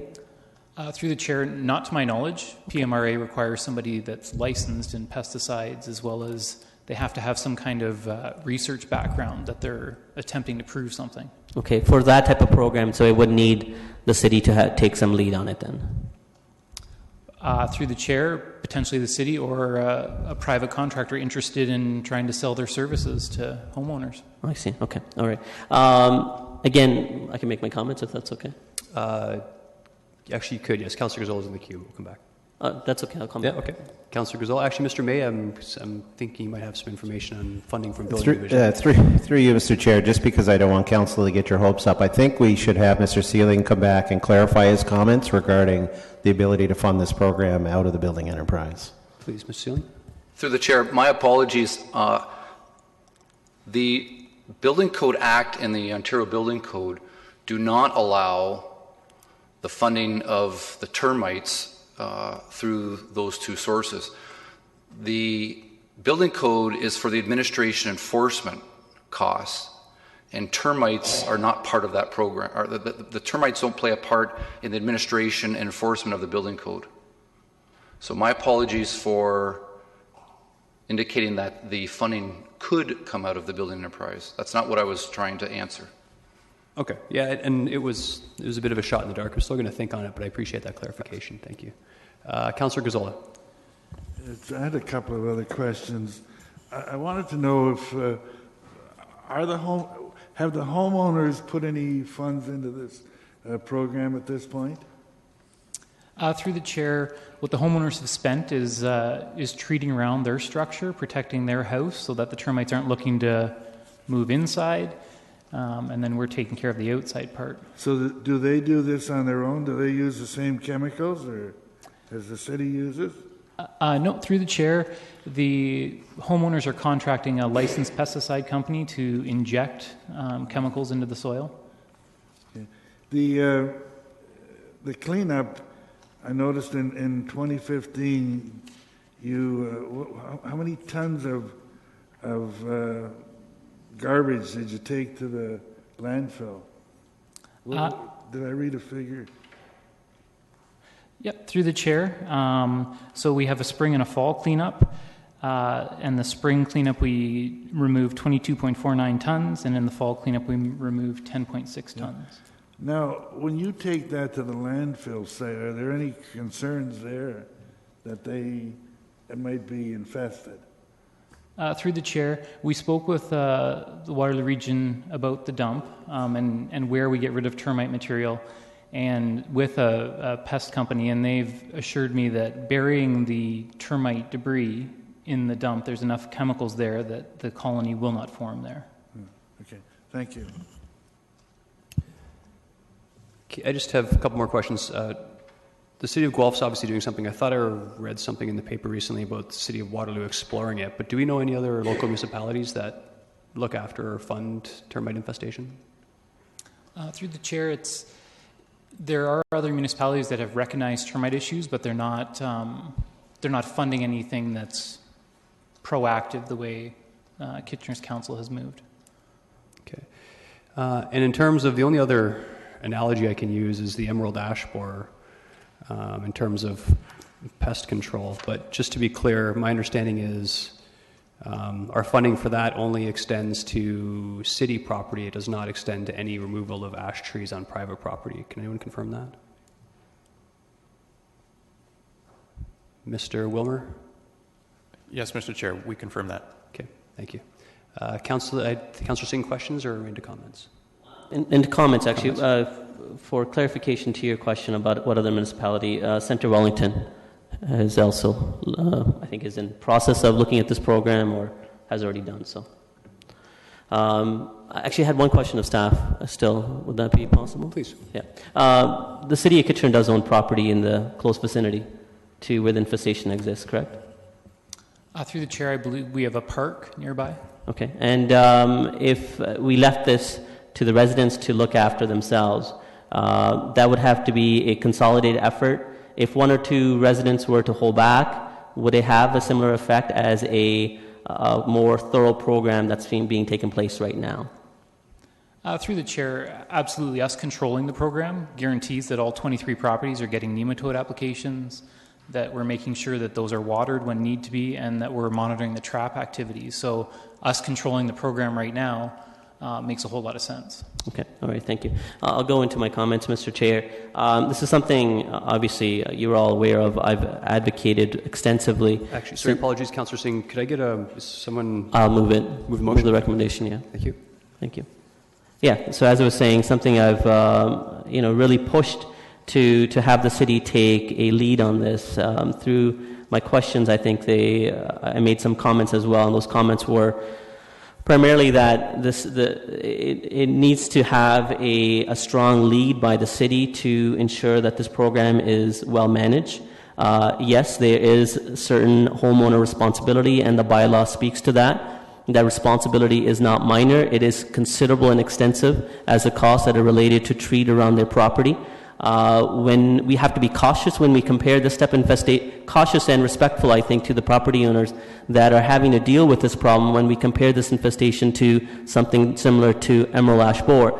Emerald ash borer will not destroy a property or significantly reduce the valuation of properties in the city. It is a problem. It needs to be dealt, and I think we've put extensive efforts to control that infestation as well.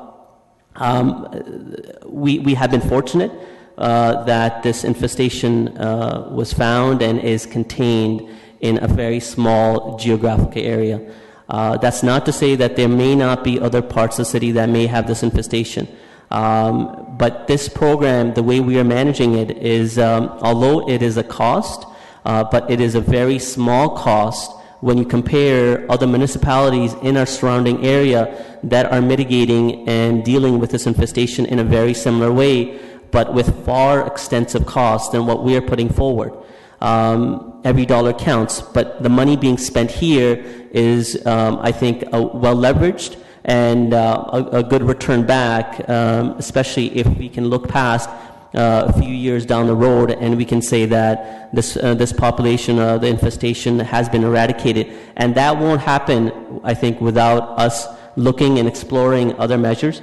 I was planning on bringing forward or engaging into dialogue and looking at us getting approvals for other chemicals that have had success in the city of Guelph and other municipalities, but I'm respectful of what staff have advised, that they need to go out there and with express interest to see what other contractors that are available that would be able to manage this program. So I would look forward to this year as we are carrying, hopefully with approval of this motion, carrying this program on, looking to investigate what other avenues we have and perhaps bringing forward a recommendation down the road. And that recommendation is incumbent on us carrying this trial project on. Because it's been successful. It's shown that the infestation is very extensive. It's shown that the infestation is contained. It's shown that if we carry this measure on, that the infestation will be controlled and contained in this area, alleviating the stress and the problems to the wider area and leading to far additional costs that could impact us on our own city-owned property. Where we would be then responsible in a similar format as the property owners are by the bylaw in having to mitigate and contain this infestation. I would applaud and request other committee members to support, carry on the right measures that were taken last year to look into this trial project and carry it on forward as it is having success and will continue having it, and really giving confidence to this neighborhood that the city cares in wanting to solve this problem and for one day looking at this problem to be resolved completely. Thank you, Councillor Singh. I don't see anyone else in the queue. I'll just comment. I'm going to support the recommendation. I think it's important to step back and realize and look at some boundaries in funding infestations and problems on private property. I think we do have to support this, and I'm happy that we're supporting it at an amount that doesn't cause any significant harm to the finances of the City of Kitchener. My concern is if something like this comes up in the future, what the implications would be. I'm also somewhat, frustrated that we got in this situation because the province originally had a granting process in place years gone by where the province actually funded a lot of this and required us to have a bylaw just approving the flow-through funding. And we found ourselves in this situation simply because we hadn't removed that bylaw. So as I said, I will support it for sure. I will look very carefully at the funding requirements for the 2017 budget process, but I think this is something that I'm comfortable doing at this time. Okay, no recorded vote has been called, so those in favor? And that carries unanimously. We will take a 2-minute break, just a 2-minute stretch, and then we'll return for the LED street lighting program. Thank you.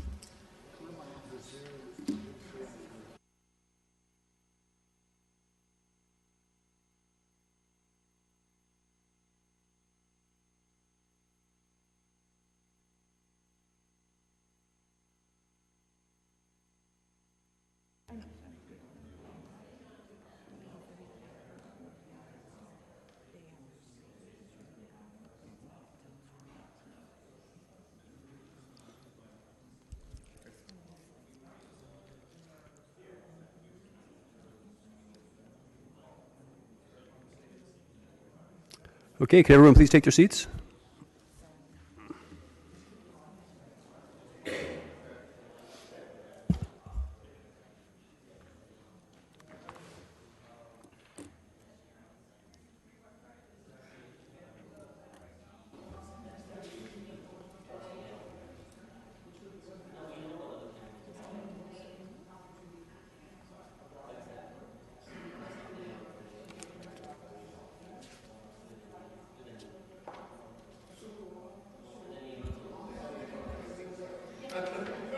Okay, we're going to call the meeting back to order.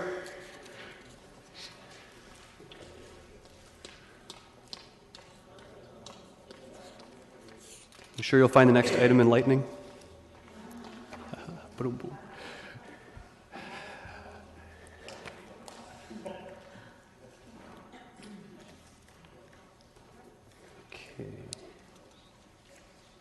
Okay, staff does have presentation in this item.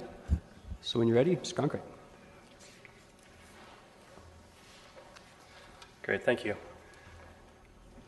So staff have been working on LED lighting and so lighting emitting diode lighting for, call it, the last couple of years, actually dating all the way back to 2009.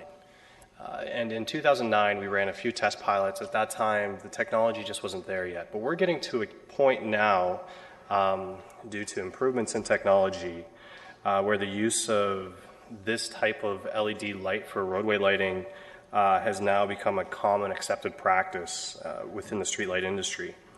And essentially, most manufacturers within the industry have introduced LED fixtures as their main focus in their representative line of products. So LED lighting on municipal roadways provides an opportunity to recognize significant savings in electricity and maintenance over the life cycle of the equipment.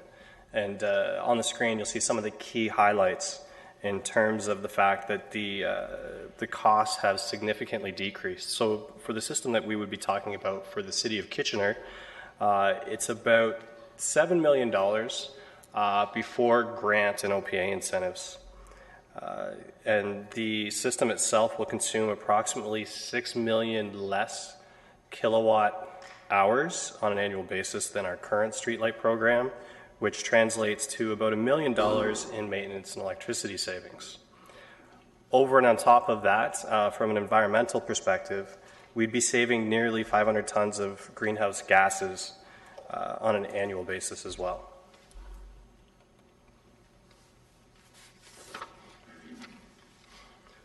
In terms of further environmental considerations, early LEDs, as I spoke, we did some testing way back when. We're in that, call it a color temperature range of cool white. So what that translates to is 5,000 to 6,000 K or CCT in terms of the technical definition. Lighting in that color range is similar to daylight, essentially, and it will cause disorientation and disruption to nature and habitat. It disrupts the circadian rhythm of the human being and affects our sleep patterns. And it also increases glare and light pollution through that blue light for refraction. However, the newer fixtures that we're looking at today, in today's technology, can be installed with that color temperature range of warm white that we're all used to. Typically, the lights that we're installing in our house and the light that we see on the roadway now falls within that color temperature range. Additionally, these fixtures can be full cutoff, which really limits that upward light emissions and allows us to be dark sky compliant.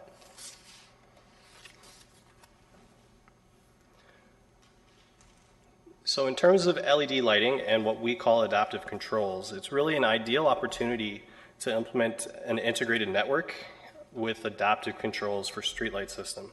So essentially what adaptive controls are is a product that allows us to control the lights essentially at the touch of a button. And it allows us for better customer service. It allows for the lights to be dimmable. We can control them remotely. It minimizes that overlighting, like I've said, and it allows for an all-around better customer experience. So to give you a little more information or background on this, currently in terms of the City of Kitchener, one in four of our lights that are blown out are replaced. So what that means is 3 out of 4 aren't. Adaptive controls would allow us to identify those outages in real time and automatically generate a service request immediately. So additionally to that, our roadways are also overlit by approximately 30% on day one of a new system or a new install due to light loss requirement factors in terms of the way we calculate through the appropriate lighting. And there's a calculable adjustment that can be made through a system like this that'll allow us to make adjustments and make sure that we're lighting the roadway appropriately. There are 3 basic types of adaptive control network systems that we can install. And the first is essentially what we call a dedicated RF system. It's a single-tier system, a single-tier communications network that would essentially only be used for the streetlight system. And it really only transmits enough data to be able to use that system. The second, and what I would consider the most preferred type of communication, is a narrowband network. And it's designed to support multiple smart city initiatives, and we'll talk about that a little bit more later. And it's really the ideal backbone required to create that mesh communication network.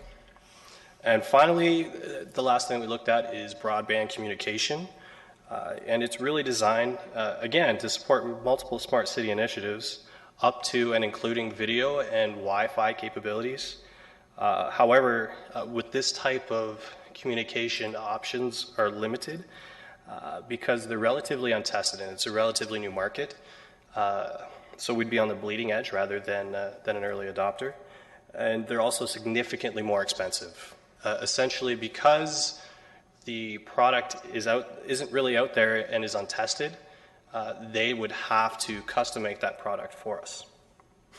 And really, when we're talking about public Wi-Fi and the potential for public Wi-Fi, it really should follow a different procurement model than what we're following for an LED process.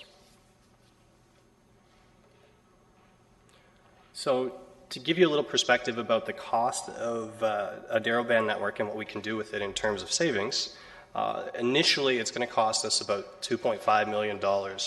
Again, that's before any grant and incentive opportunities. However, we'll save an additional 1 million kilowatt hours of electricity. We'll save $200,000 annually in electricity and maintenance costs. And we'll save an additional 75 tons of greenhouse gas emissions.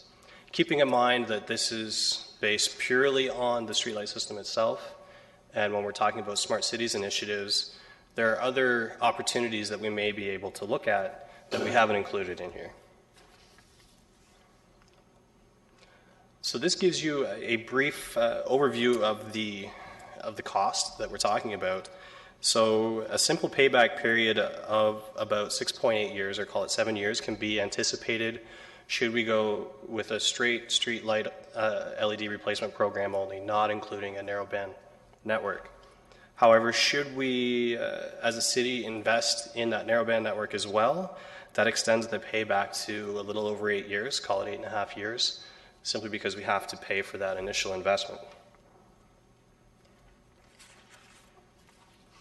So in terms of the bigger picture, cumulatively speaking, we can save nearly 7 million kilowatt hours of electricity consumption, nearly $1.2 million in electricity and maintenance costs, and 575 tons of greenhouse gas emissions annually if we install both an LED streetlight program and a narrowband adaptive control network.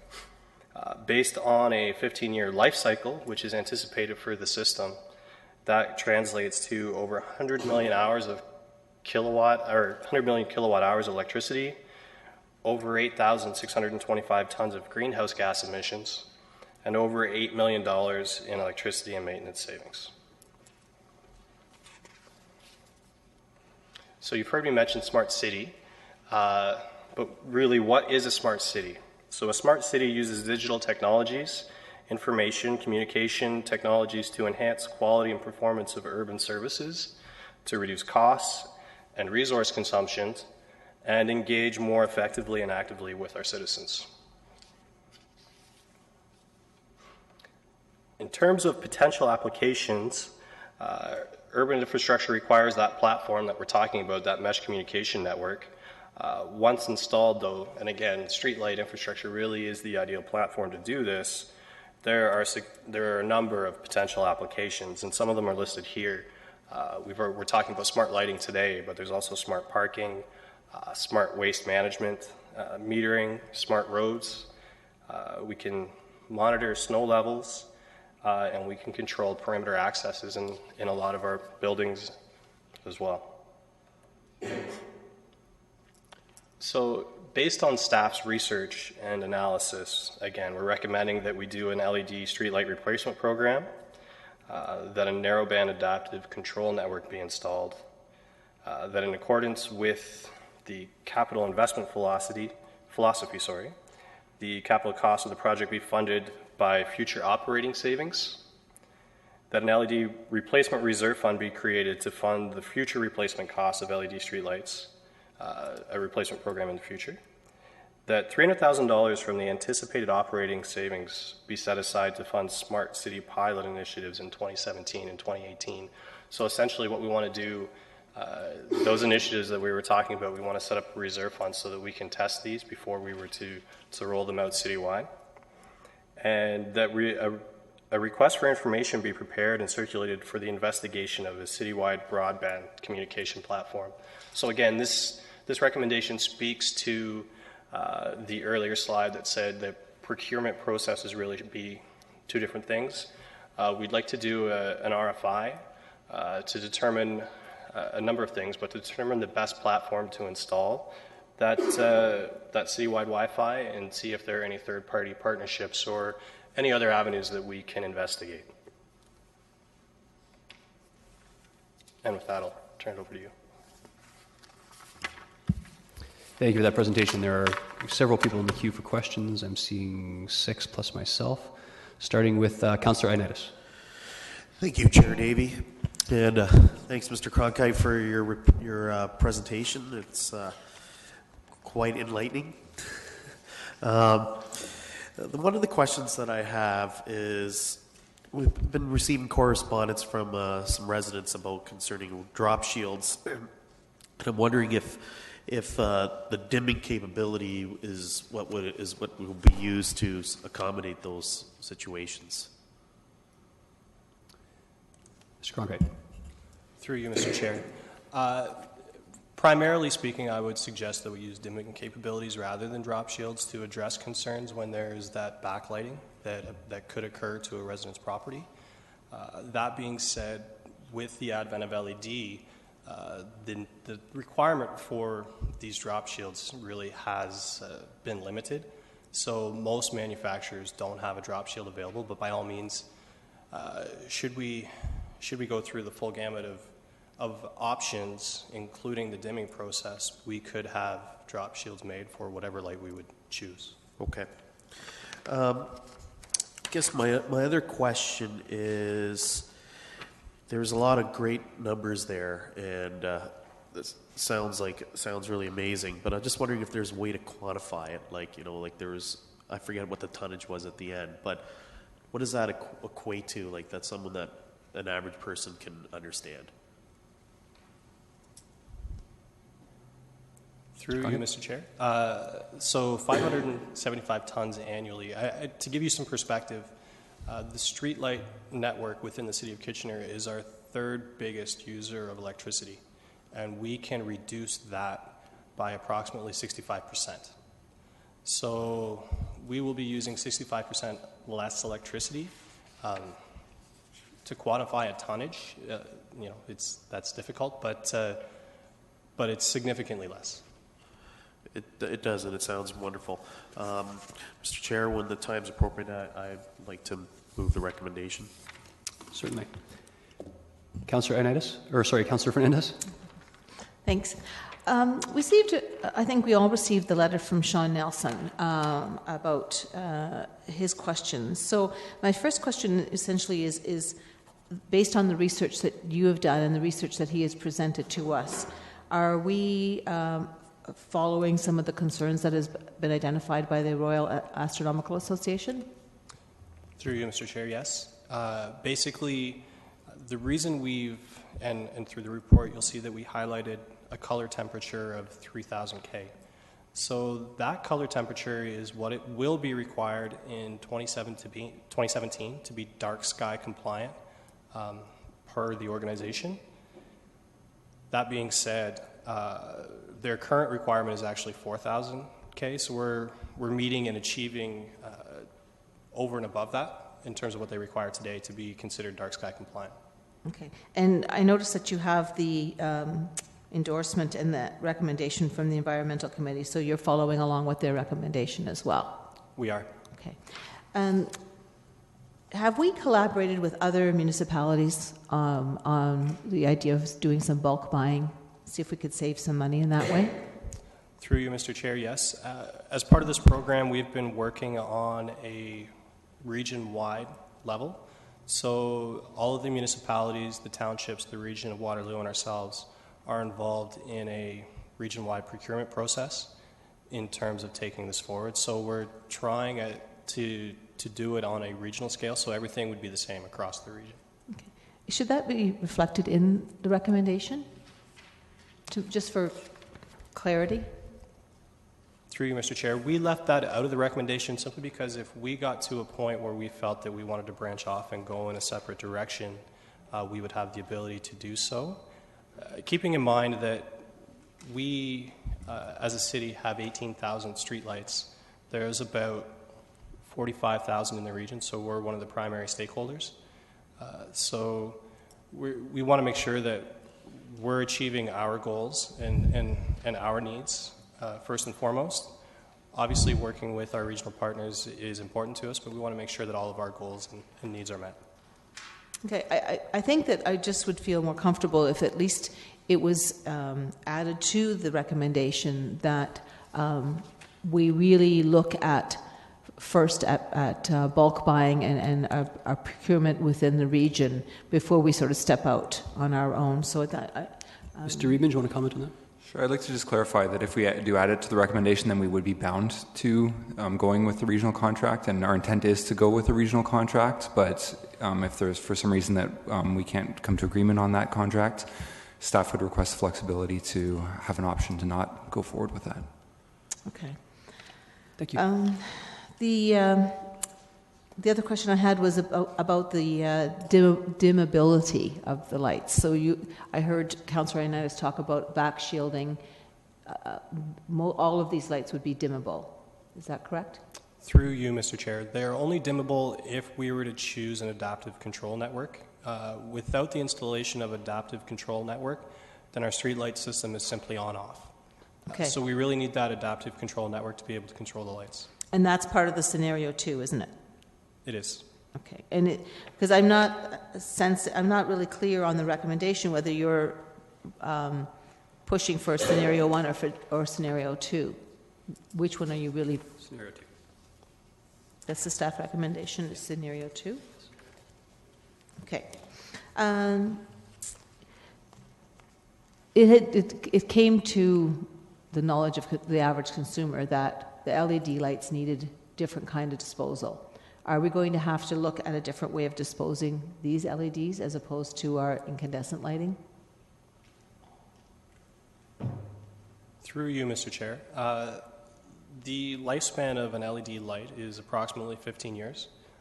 So disposal processes may change over that time, but it's impossible to determine what that disposal process will be 15 years from now versus what it is today. I think your concern may relate to mercury vapor, and there are no mercury vapor components of an LED light. Okay, that's good to know. Okay, I think that was all the questions I had. Thank you. Mayor Rabinovich?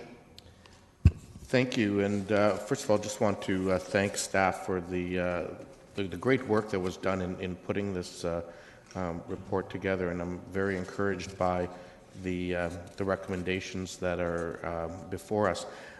Just want to get some further clarity, though, on the issue of streetlights on city streets versus streetlights on regional streets, and where that issue is at, particularly in regards to going with the additional narrowband network, because my understanding, at least at this point, at a regional level, we haven't approved the narrowband network, but it's something that can be added on. Through you, Mr. Chair, that's correct. We are the only partner within the region that is looking at an adaptive control network. Simply put, I think that we've did a lot more research and a lot more homework, and we feel that the adaptive controls definitely is the way to go, not just from an environmental perspective, but from a smart cities platform perspective. That being said, the way we intend to structure the RFP is that should any other partner within the region wish to, at a later point, jump on, call it the bandwagon, so to speak, they'll have the ability to do so. So, in other words, at this point, this would exist on all of the city roads, but not necessarily the regional roads, but we're continuing to work with the region to have the regional roads included? That's correct. Okay. Well, that's certainly good to hear, because that would make a whole lot of sense in my mind, and secondly would really help, I think, create an overall environment that would allow us to look at a number of the other kinds of control mechanisms that you talk about from a smart city perspective. So thank you. So just a clarification on that point before we go forward. Assuming for the moment that the region doesn't go with the smart portion of it, would that not leave gaps in our network? Through you, Mr. Chair, the mesh network that we're considering, the narrowband network, has a broad enough coverage that should regional roads be left out, our local network would be able to make up for that. So we'd be able to accommodate the entire city. Still. Okay. Thank you. And Mr. Mayor, too, while I'm thinking of it, if you could keep us informed as to how we can advocate on behalf of the city of the region, I'd appreciate that. Councillor Singh? Yeah, thank you, Mr. Chair. Through the report, and again, similar to Mayor Babinovich's comments, I think staff have done an amazing job with this report, and of course, trying to encourage and lead this initiative. And I'm hoping that committee will see the benefit in this. So through the report, with a payback period, with adaptive control, with narrowband, we're looking at, aside from a normal streetlight conversion to LED, approximately additional $2 million or so is the extra cost. The additional cost will be about $2.5 million in terms of citywide. Citywide, doing the adaptive control network. Yes. Doing the adaptive control, and but the payback period is only increased by a year or two, so it's about an 8-year period. Through you, Mr. Chair, that's correct. It's about 8 to 8.5. What's the life cycle with the LED light and the adaptive control, the narrowband, components that are included part of it? So the life cycle differs slightly for particular pieces. So an LED streetlight life cycle is 15 years. The drivers that drive the LED light can vary between 10 to 15 years, but we'll be speccing a 15-year life cycle within the RFP. Excuse me. The intended life cycle for a photocell, which basically turns the light on and off, is 10 years. That same photocell for a narrowband adaptive control network is 10 years as well. So we're looking at a 10-year lifespan for the adaptive control network before we have to start replacing not the software but the hardware. And we're looking at a 15-year life cycle for the LED streetlight itself. So it's almost like an investment, though. You're putting money in after the payback period, the additional efficiencies that are garnered through the reduction in costs for the lighting. I'm talking about just the LED. That would come back to the city, correct? That's correct. So 7 years from now, we would be looking at positive variances in that. Right. So after the system is paid for, should we not install a narrowband adaptive control network, it's $1 million annually. Versus $1.2 million, right. Should we install a narrowband? But even if we were to install the narrowband, there would be additional. I think the report talks to it in a broader way of smart parking, waste management, smart metering. So just quickly elaborate smart metering. You're saying with a utility department, instead of having to contract out to get readings, the system could, in sense, take care of that. Correct? Through you, Mr. Chair, yes, that's correct. We could, automatic metering is something that we'll definitely look at through this process, and it could potentially have significant savings. A number of the smart infrastructure initiatives that you would look at through this type of platform definitely have economic benefit, not just a societal benefit.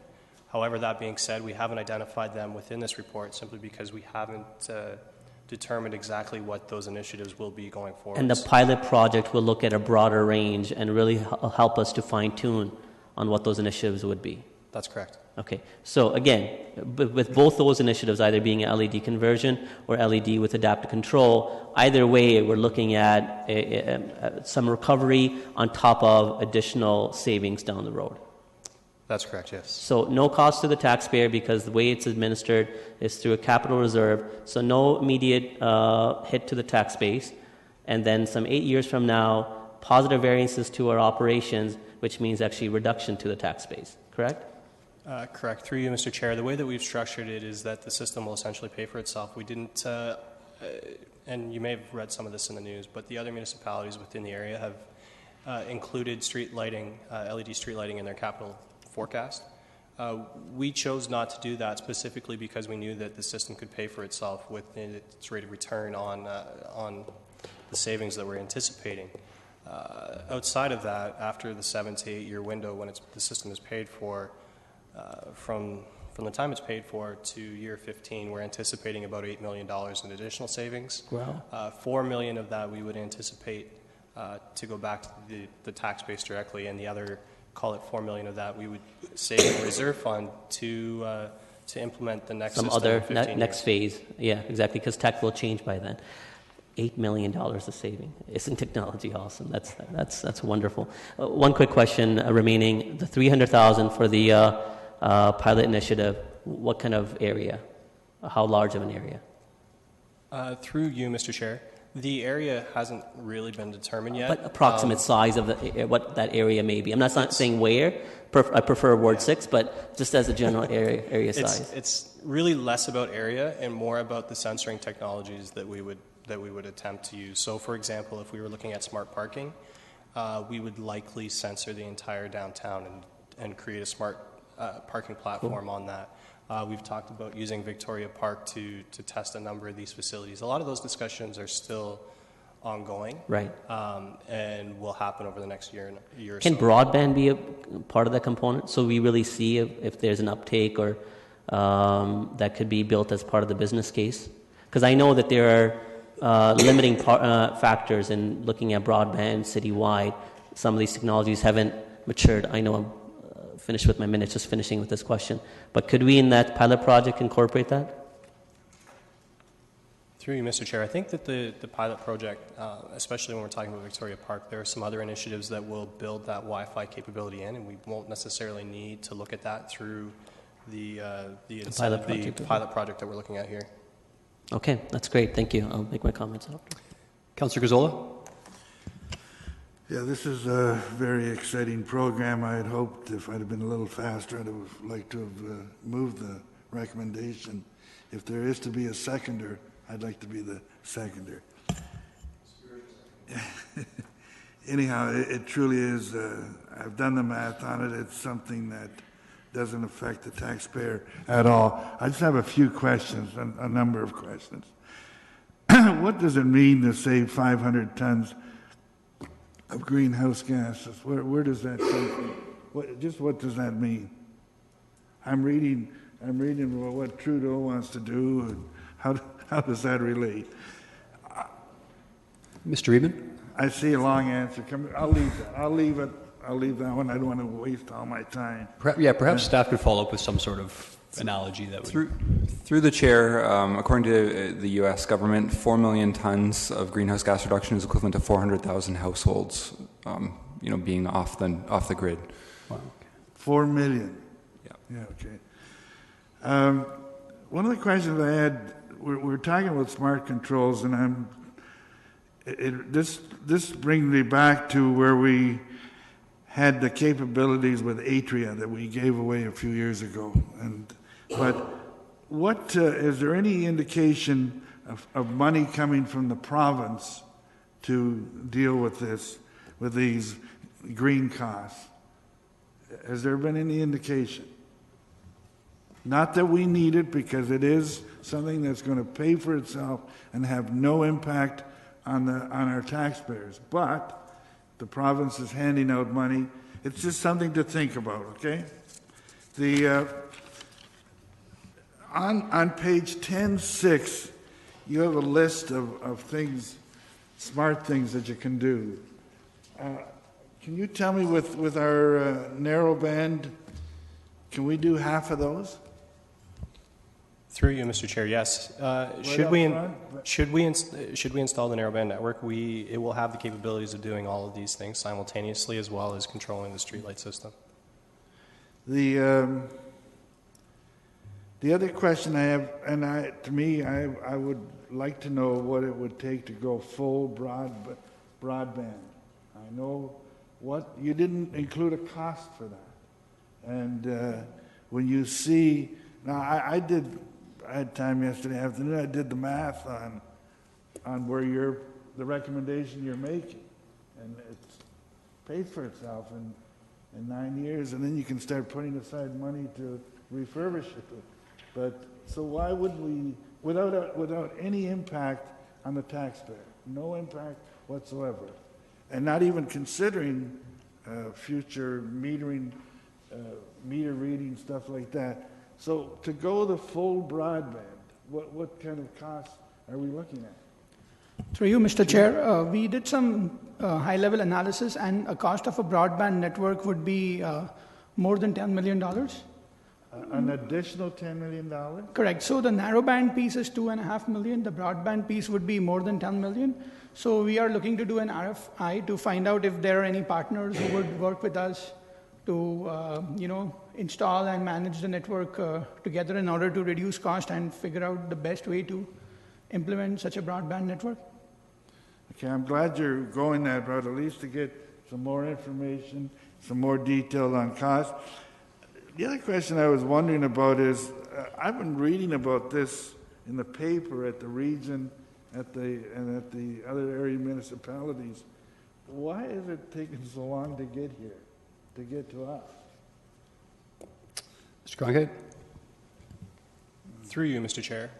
We've been working very diligently with our partners at the region and the regional working group.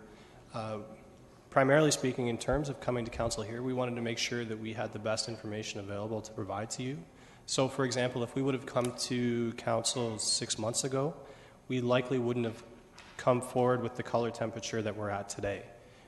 We took a little bit more time, did quite a bit more research, and made sure that we provided the appropriate information. Thank you. I only got 20 seconds left. Do you really see the timing of this as something that will be in place by the end of 2018? Through you, Mr. Chair, yes. We're going to specify in the RFP that it be done by the end of 2017. Yeah, all the lights will be replaced. We won't have had an opportunity to get into a lot of the other smart things yet. No, we'll be in the process of testing those. Okay. Just, I have a comment I'll save for the end. Thank you. Councillor Marsh, you can stay keyed in, Mr. Cronkite. Thank you, Chair Davies. So a lot of my questions have been answered, but can you indicate to us, have any other municipalities already approved the, at least the LED streetlight conversion?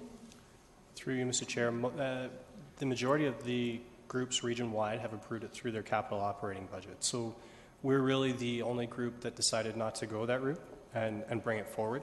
Okay. So they did it through a different process. Okay. So you mentioned before in answer to a previous question that it wouldn't be a big problem if the regional roads within the city of Kitchener did not have the narrowband installed, but I'm just wanting to ask for some clarification. Say, for example, we wanted down the road to, install smart metering in the downtown. As an example, there are a lot of regional roads right there in the downtown. Would those be prohibited from being included in the smart metering because they didn't have narrowband?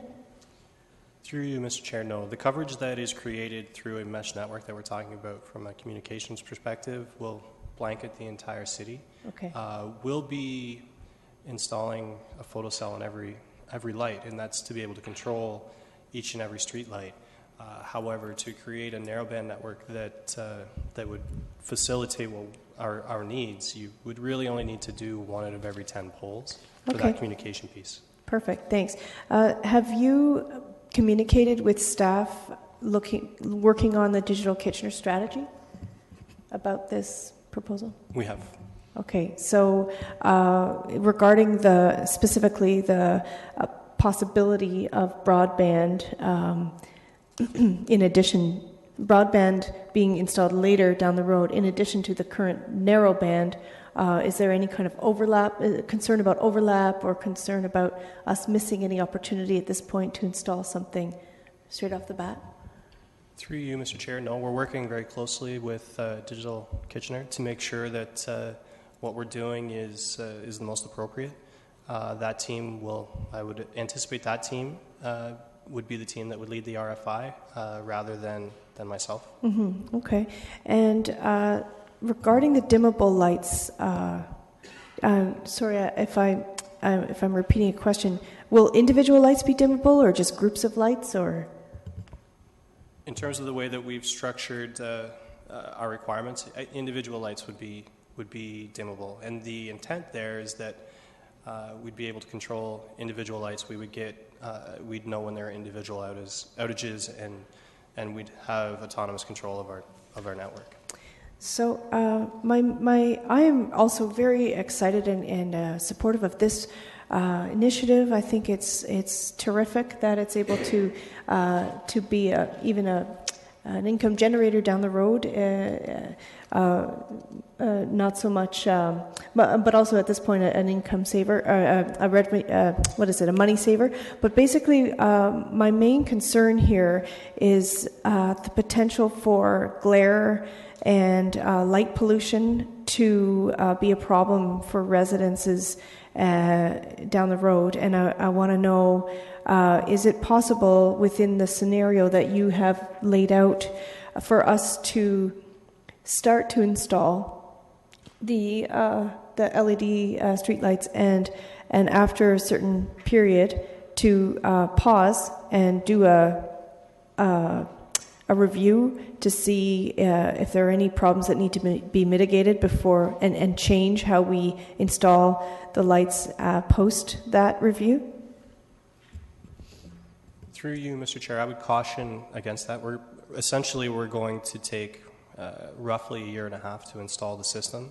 Through that time, should we identify any processes or procedures or equipment that needs to change, we can do that through a change order to the RFP rather than pausing the installation process. Keep in mind that if we put the installation process on hold for any length of time, we're losing $1 million annually in terms of savings. Yeah, but we also could be saving an incredible amount of work and money down the road if indeed there were citywide problems with the installation. Through you, Mr. Chair. And again, this is why we took a little bit more time in coming back to the committee with this. By installing the light temperature that we're looking at and that adaptability, that control network, we've essentially mitigated, call it all known environmental issues that could arise. For example, if that light refraction is an issue, we'll have the ability to control and dim the lights, which we then can essentially eliminate that light refraction issue. If we weren't to install the narrowband controls, then I'd have more concern with the installation, and I would wholeheartedly agree with you in terms of stopping it and making sure that we were doing the right thing. However, should committee endorse the installation of the narrowband control network, I don't think that will be an issue. Okay, thank you. Councillor Schneider? Thank you, Chair Davey. Through your consultations with the working group, which is us and the region and all the other municipalities and townships within the region, do you have any sense as to the interest in the adaptive controls by the other municipalities? Through you, Mr. Chair, yes. Essentially speaking, the region is definitely interested. They have the most to gain. They control traffic lights. So there's an ITS, an intelligent transportation system they can build within this that would assist with the control of traffic lights, would assist with transit. So they're definitely interested. The townships are obviously a little bit too small. They don't have the same economic benefit from doing these types of things. Cambridge and Waterloo are both, I'll say, mildly interested. They simply haven't had the staff time afforded to be able to really delve into the adaptive controls in smart cities the way that we have. So they're just not there yet. And with the purchase of the LED lighting, if it is done through the working group, we would also achieve uniform lighting throughout the region. Is that correct? Through you, Mr. Chair, yes, that's correct. It would essentially be the same fixture across the entire region with the same color temperature. Okay, and I would assume sort of a volume discount in purchase? There would definitely be a volume discount in purchase, but we're talking tens of thousands of lights. So whether we went with the working group or without, there'd still be that volume discount simply because of the order of magnitude of fixtures that we're talking about. Okay, thank you. Councillor Galloway-Seelock? Yeah, I don't know if we ever got an update. We did some LED pilot projects on various streets throughout the city of Kitchener. I don't know if we ever got a review of that and how it went. It's probably understanding it doesn't have the narrow band, all the other smart features. But how did that pilot project do, and how did residents adapt to that? And what is the difference between, the Kelvins there, the Kelvins that we're putting in the new replacement program? Through you, Mr. Chair, we did install LED lighting on a crescent, and the name escapes me at this. Brookfield. Brookfield? Brookfield. Okay. So we did that back in 2009. So the technology at the time is very different than the technology today. Essentially, the light color that went up at that point was 6,000, okay? So 6,000, which is a really bright, stark white type light. So it makes it look like daylight all day, like all night long. And it's very different than what we would be installing today. At that time, the residents accepted the light, but they had indicated that the harsh white was too much for them. So it kind of died at that point. It's with the advancements in the LED technology now that we're able to look at it today. So the color temperature that we'll be installing is very similar to the color temperature that you see on the roadway today. Okay. And is it implied through this that we're talking about the 3,000 kelvins? Is it implied that it's that or less if new technology arises, that we can have less color? That's correct. That's the application.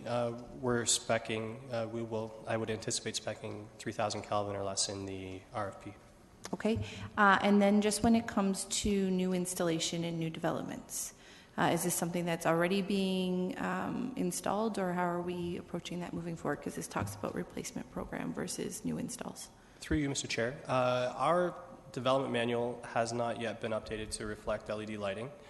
We have installed LED lighting in a newer neighborhood in southwest Kitchener. The light temperature, the color temperature there is higher than what we would want to install today. So we're taking a really close look at what ends up in the development manual. Essentially, this process that we're going through now will dictate what we put in our development manual and new subdivisions going forward. Is that something that's going to come to us quickly? Because we are developing on a daily basis, and the quicker we can get so we don't have to replace is cost savings. That's right. We want to get this piece done, and then that piece will follow shortly thereafter. Okay. And then when it comes to the ones that have already been installed, is it an easy switch for like a different light bulb that goes in, or is it not quite that simple? We kind of have to let the lifespan of that one run out before we can replace. Through you, Mr. Chair, it's definitely not that simple in terms of the way LED fixtures are structured. In order to facilitate the removal of one, you have to remove the entire fixture head and replace it with another. So it's an entire replacement cost.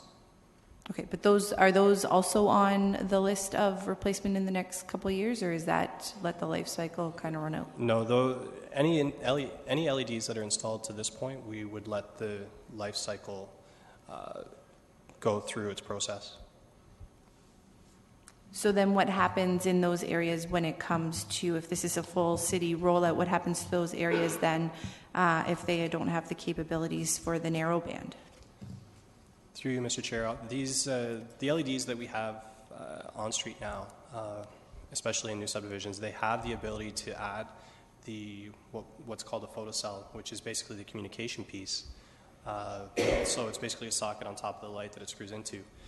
So they all have that capability. So we have the ability for a fraction of the cost to make them adaptable. So that's part of this rollout in this replacement That would be program? part, yes. Okay, but not the actual LED lights. That would be at lifespan. Correct. Yep. Okay, I would just, I won't have comments. I agree with this. I think it's a great direction that we go in, and the faster that we can get to the new developments and get that into the development manual, the better off we'll be in the long run. Thanks. Thank you. I have a couple of questions. They've largely been answered. My first question is on the last clause on the RFI for the investigation of citywide broadband. Could I tie staff down to a timing that we would see that report?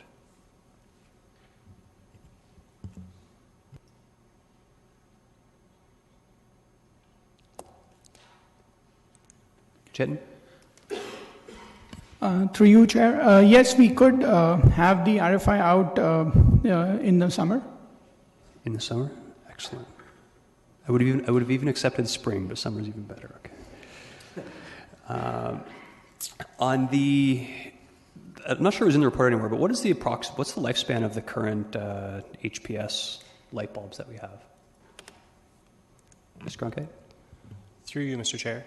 The approximate lifespan of our current technology is 5 years. We do an annual relamping program, and we relamp approximately 1/5 of the city annually, and so that's how they're changed. Okay, so we're not only saving the energy costs, but the labor costs as well. Excellent.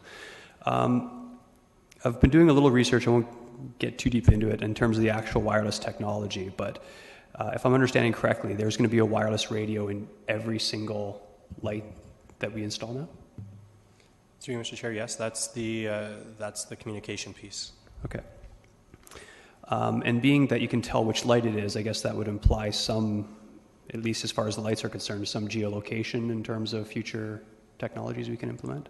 Correct. All of the street lights and the poles themselves are all geolocated. Okay, excellent.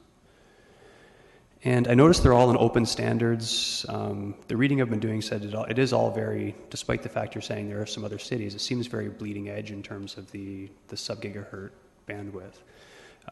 But it's all based on open protocols?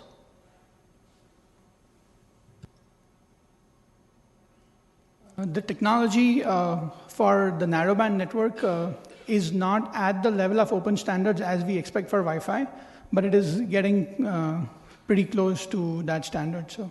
Okay, yeah, I've been reading about instead of AC, they're calling the sub-gigahertz AH. Is that expected to be what part of the wireless AH protocol? Will that be part of the tender request?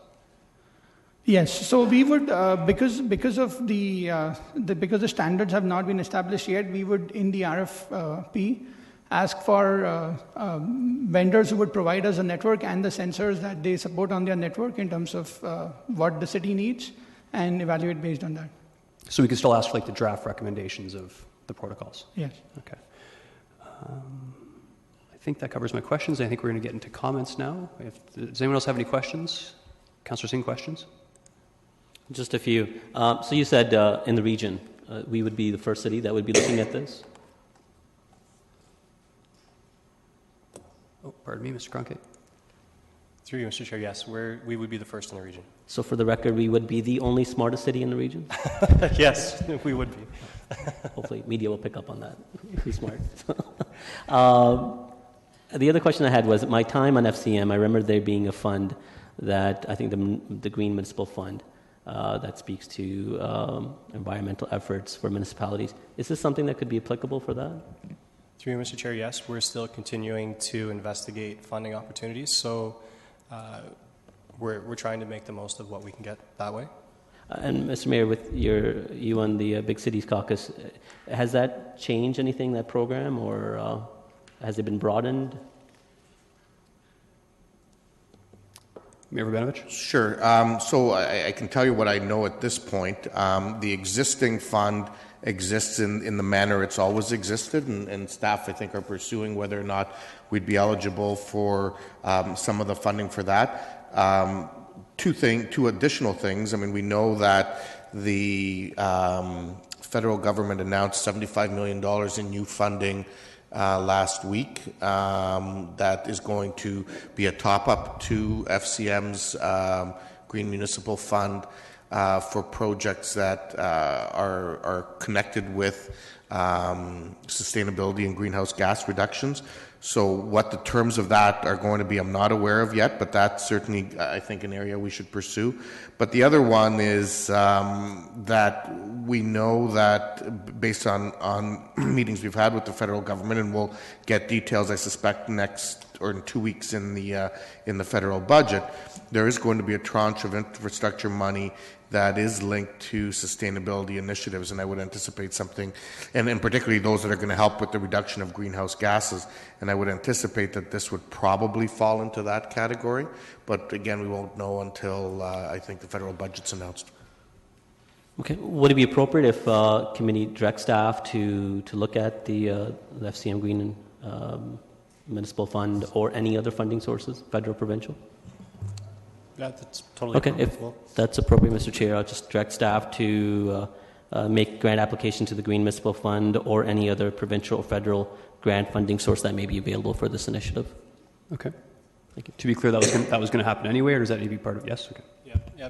To be clear, we were going to apply for various funding and grant applications, but yeah, by all means. Okay. Good. Very good. Councillor Gazzola. Am I up for comment? Sorry. It's comments, yeah.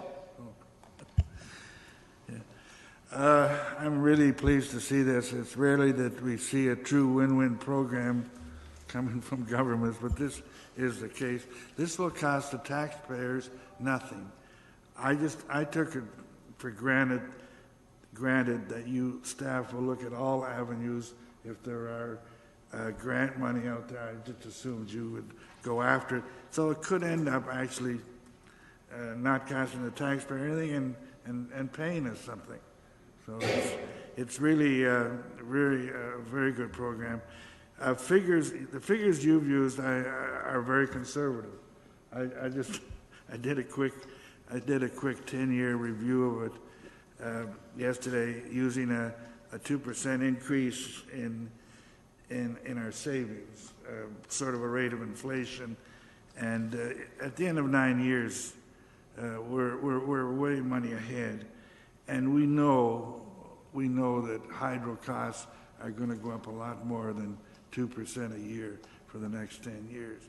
So our future savings are even greater. Now, on top of this, we're going to be lowering these greenhouse gases, and that's another thing that's going to be helping the senior governments meet their targets, and I'm sure because of that, they're going to be friendly to local municipalities and give them some kind of assistance. So, at this time, I won't be supporting the $300,000 from savings. Not that I don't agree with it. I think, the smart broadband studies is the road to go with so many things. I just think at this point it's premature. You're moving that we set up a reserve fund to replace the equipment. So I think that'll be great because even after you pay for everything, you have another 5 or 6 years of savings. We'll be able to set aside enough money to replace the capital costs. So at this point, I just think that this $300,000 figure is premature. Who knows, a couple years down the road, we may well want to set aside several million. So to look at, quite frankly, I'm very interested in going the full route and looking very closely at the complete broadband. That's where we're going to be down the road, and if we really want to be a visionary city, let's look at that. Let's look at it now. Let's especially when you can do this sort of thing without impacting the taxes and the taxpayers. So I think it's a great program, and I really hope that it will be in place by the end of 2018. Thank you. Councillor Ioannidis. Yes, thank you, Chair Davey. I'm just very glad to see that this report's come forward, and first and foremost, I want to thank all of our staff that has been involved with this project. this is something that I know myself and many other members, probably everyone here, and including staff members, this is what we're here for. This is such a transformational project that, you know, it's so exciting. And for the benefit of our new members of council, this doesn't come too often where you have a project like this that is just so transformational. And, you know, it's not only going to be, you know, won't affect our tax levy. You know, it's going to lead to more efficient services and future efficiency services. It'll be a transparent process because you'll be able to know which lights are out and et cetera. Quality of life for our residents. It will be with the degree of less light pollution. You know, it's an investment with it's a quick payback in my mind. Significant cost savings is another thing that we will see. You know, and in addition, it'll set the bar, an example that our community is an innovative city, and not only that, it's a smart city, and it will just also continue to build upon our tradition here as being good environmental stewards here at the City of Kitchener. So I'm just very proud of all you guys and everyone here working on this. Thank you. Councillor Marsh. Thank you. Just a question about the pilots that have been put in place by staff. The ones that were referenced earlier are all ones that we're not going ahead with. It's too high a level. So, do we have any examples in the city that we can go to and look at today of the exact equipment that we're going to be installing? Mr. Cronkite? Through you, Mr. Chair, no. We haven't went through the procurement process yet to determine exactly which fixture will be installed. So once we've done that and we know which fixture will be installed, and we've had a few installations in place, I can definitely let you know so that you can take a look at it at that point. But there really isn't anything in the city installed yet that's going to be reflective of the type of technology that we're proposing today. Okay, so actually, I'd like to just put in a request that staff do come forward, not just to me personally, but to council, and just let us know, give us an update when in the early stages of installation, so publicly we can all know, and have a look. Mr. Reedman? Through the chair, the tender would also be reported back to this committee as well once we find out the results. So that would indicate which fixture we'd be recommending at that time. Excellent. Councillor Schneider?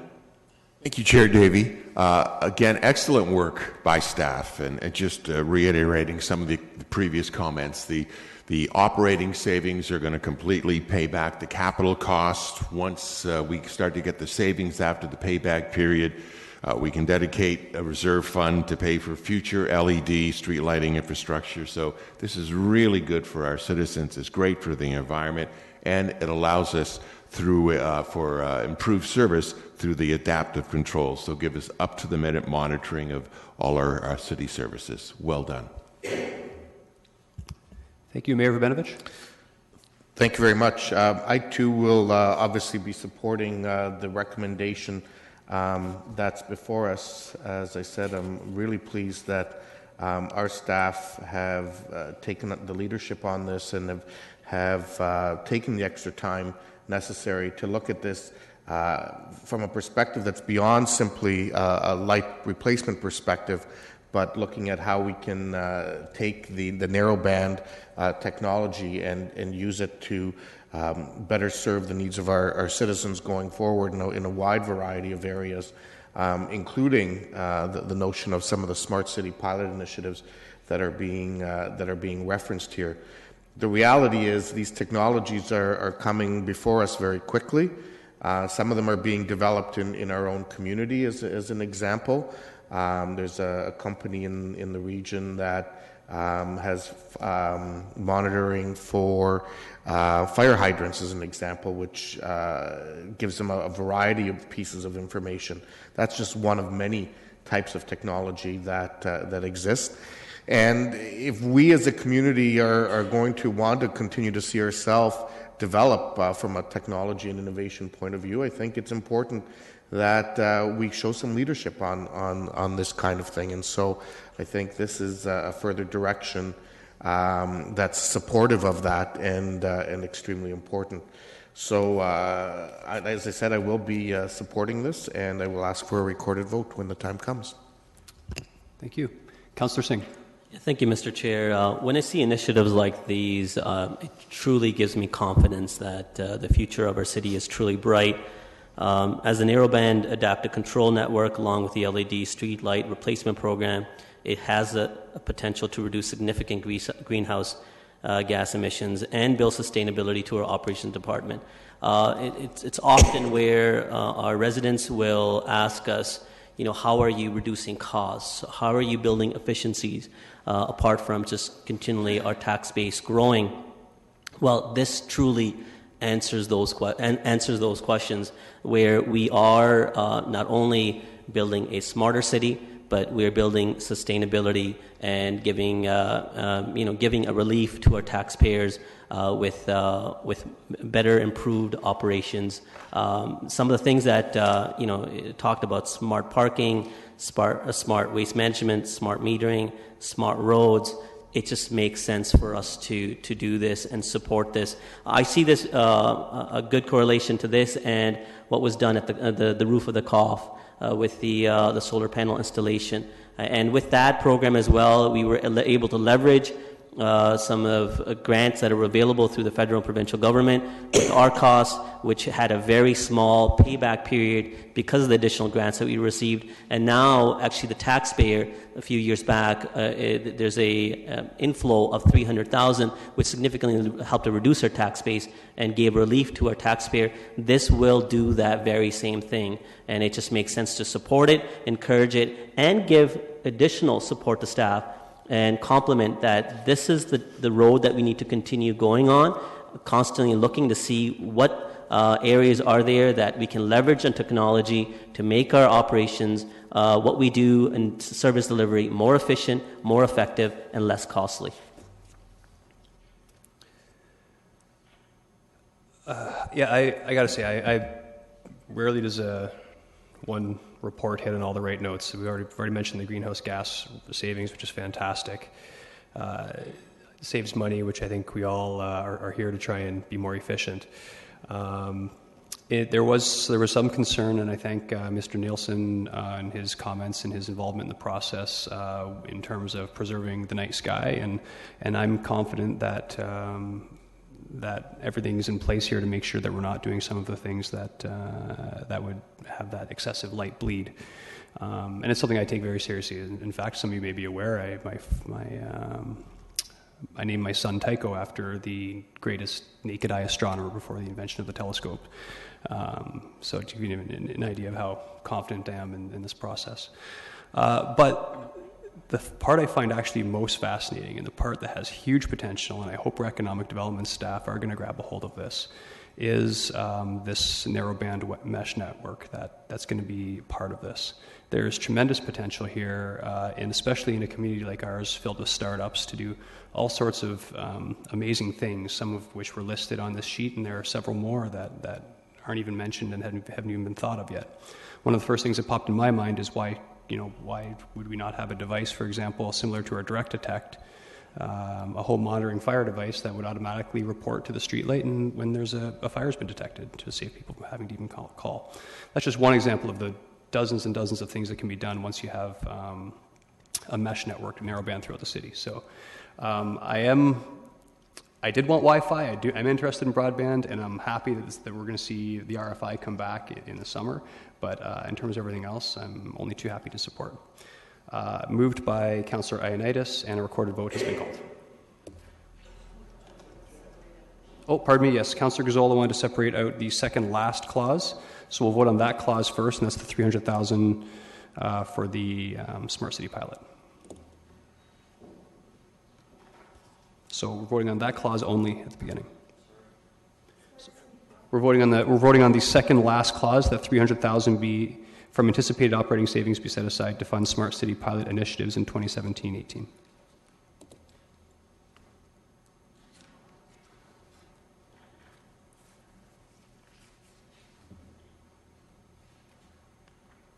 Those in favor? And opposed? That carries. And the balance of the recommendation?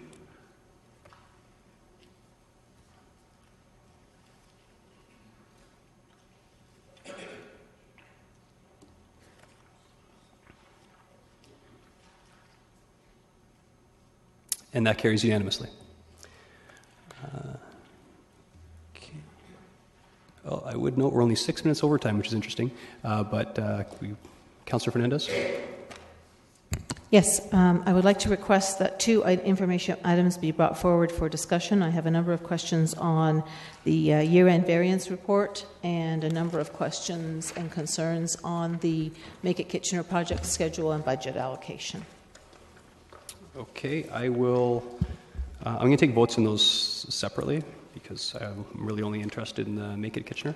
So first we'll take the vote to take the variance report out of information. Those in favor of taking the variance report out of information? 1, 2, 3, 4, 5, 6. People, hands up to take the variance report out of. We need at least 5, at least 6. 1, 2, 4, 6, 7. Okay. And we also take the vote on the second one as well. The Make It Kitchener, those in favor of taking that out of information, and that carries unanimously. Okay, Councillor Fernandez, we'll start with the variance report. Yes, thank you. I apologize, I did intend to send this question in advance of today to Mr. Chapman, but what was the expected variance at the end of August? Do we, by any chance, have that number? And I apologize if I didn't give you a heads up for that. Around 360, Mr. Chapman? Through the chair may have referenced it. I believe it was a small negative variance of around $300,000 or $400,000. Okay, so this $981,000 is quite a surprise to us. The surplus. I wouldn't say quite a surprise. I mean, we're on either side of plus or minus 1%, so it's really an immaterial variance in the whole scheme of the budget. But yes, a swing from negative to positive. Okay, so there was no positive capital closeouts at all this year? Capital closeouts are always to be returned to the capital program. In prior years where we had sizable negative variances, Council approved exceptions to return those capital closeouts to operating. I'm sorry. Say that again. Capital closeouts per policy are always to be returned to the capital program to fund other capital projects. Right. In recent years when we've had operating deficits, Council has directed staff to close out those funds to operating to reduce the deficit. That was not the issue this year. We didn't forecast a large deficit. Therefore, we didn't see Council direction to close those out to operating. Okay, but so then my question still stands. Did we have positive capital closeouts that went back to the capital? We did, and those were reported, I believe, through issue paper to Council as a part of the budget process. Okay. On page 1F2-11, there's a $390,000 surplus. I just wanted to have an understanding where that's going. And that's on, it's regarding sundry income. Right. You'll recall that when we had the ice storm, the province implemented a one-time assistance program. We submitted an application. It was unclear how much of that application will ultimately be approved. At the end of the day, it was largely approved, and so this represents the positive variance from that grant funding. Okay, but so where is that funding going? Where's that surplus going? It rolls to the bottom line, so it forms part of the year-end operating surplus. So it rolls into the $981,000 surplus, which has been transferred to the Tax Stabilization Reserve Fund. Okay, great. Thank you. Okay. No, there's other people in the queue now. Councillor Gazzola on the variance. Okay, when you're ready. Yeah, I don't have any questions on the variance report. I just would like to make a comment. I'm really disappointed that we don't have this information at the time we're setting our tax rate and our budget for the coming year. I mean, there's some pretty big figures here. At the time we were setting our budget, we thought that the tax stabilization reserve was going to have a figure of $680,000. Well, it turns out now it's $1,800,000.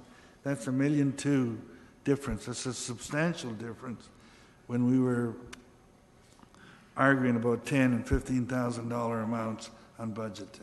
And this information should have been available to us at that time. Also, there are a number of variances that I went through and I went back, struggled to go back to the budget papers and to the last time we received a financial report. And in a majority of the cases, all of these variances that we ended up with were not really even discussed. So really, all of this information comes to us now, 2 months after we've passed our budget for the coming year. To me, that's unacceptable. Thank you. Councillor Singh? Yeah, thank you. So the winter maintenance and the surplus that's outlined, 428,000. So that's part of the surplus, correct? Or I was seeing that the surplus will be transferred to the winter control reserve, or is that above and beyond? I asked Mr. Haggie that question, if you don't recall, and he said that it was above and beyond and that's staying in the winter control reserve. Right, so you're correct, that is a surplus, but that amount is transferred to the winter control reserve. The balance of the surplus goes to tax stabilization. Okay, all right. And hopefully this may be not in line to what we're talking about, but it has some similarities. This winter leading into 2016 has been very favorable as well. Would that just lead us to have an additional surplus hopefully by the end of the year and through our operations? There are two things there. Potentially, yes, on winter control, but as we know, in mild winters, other areas in operations often get hit with negative variances, so that can include things like road patching. If we have grass earlier in the year, there will be increased costs for turf maintenance, et cetera, trash collection, those sorts of things. So until we know where all of those pluses and minuses are, we won't know whether or not that budget is in a net favorable position. But certainly on things like the purchase of salt, overtime, et cetera, those costs would be lower in that area in the case of mild winter. Great, thank you. Mayor Rabinovich? Thank you. And just, I guess, further to Councillor Singh's last question, while obviously there are some positives when we have a mild winter, I presume that on the gas end of things, we probably don't see the same profit that we would normally see. Is that correct as well? That's correct. And that's a complicated one because certainly our delivery revenues will be lower, and that could be a problem in operating. But with a milder weather also comes a softer gas market, so we may experience better gas prices for purchase. So again, time will tell whether or not we're on the winning side of that one. Right.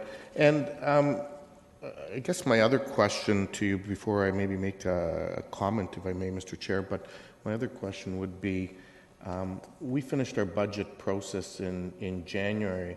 The books get closed out at the end of January, is that correct? So it would be very difficult to have the accuracy of what we're talking about in terms of the amounts at this point if we're going to have a budget that's done in January. Is that correct?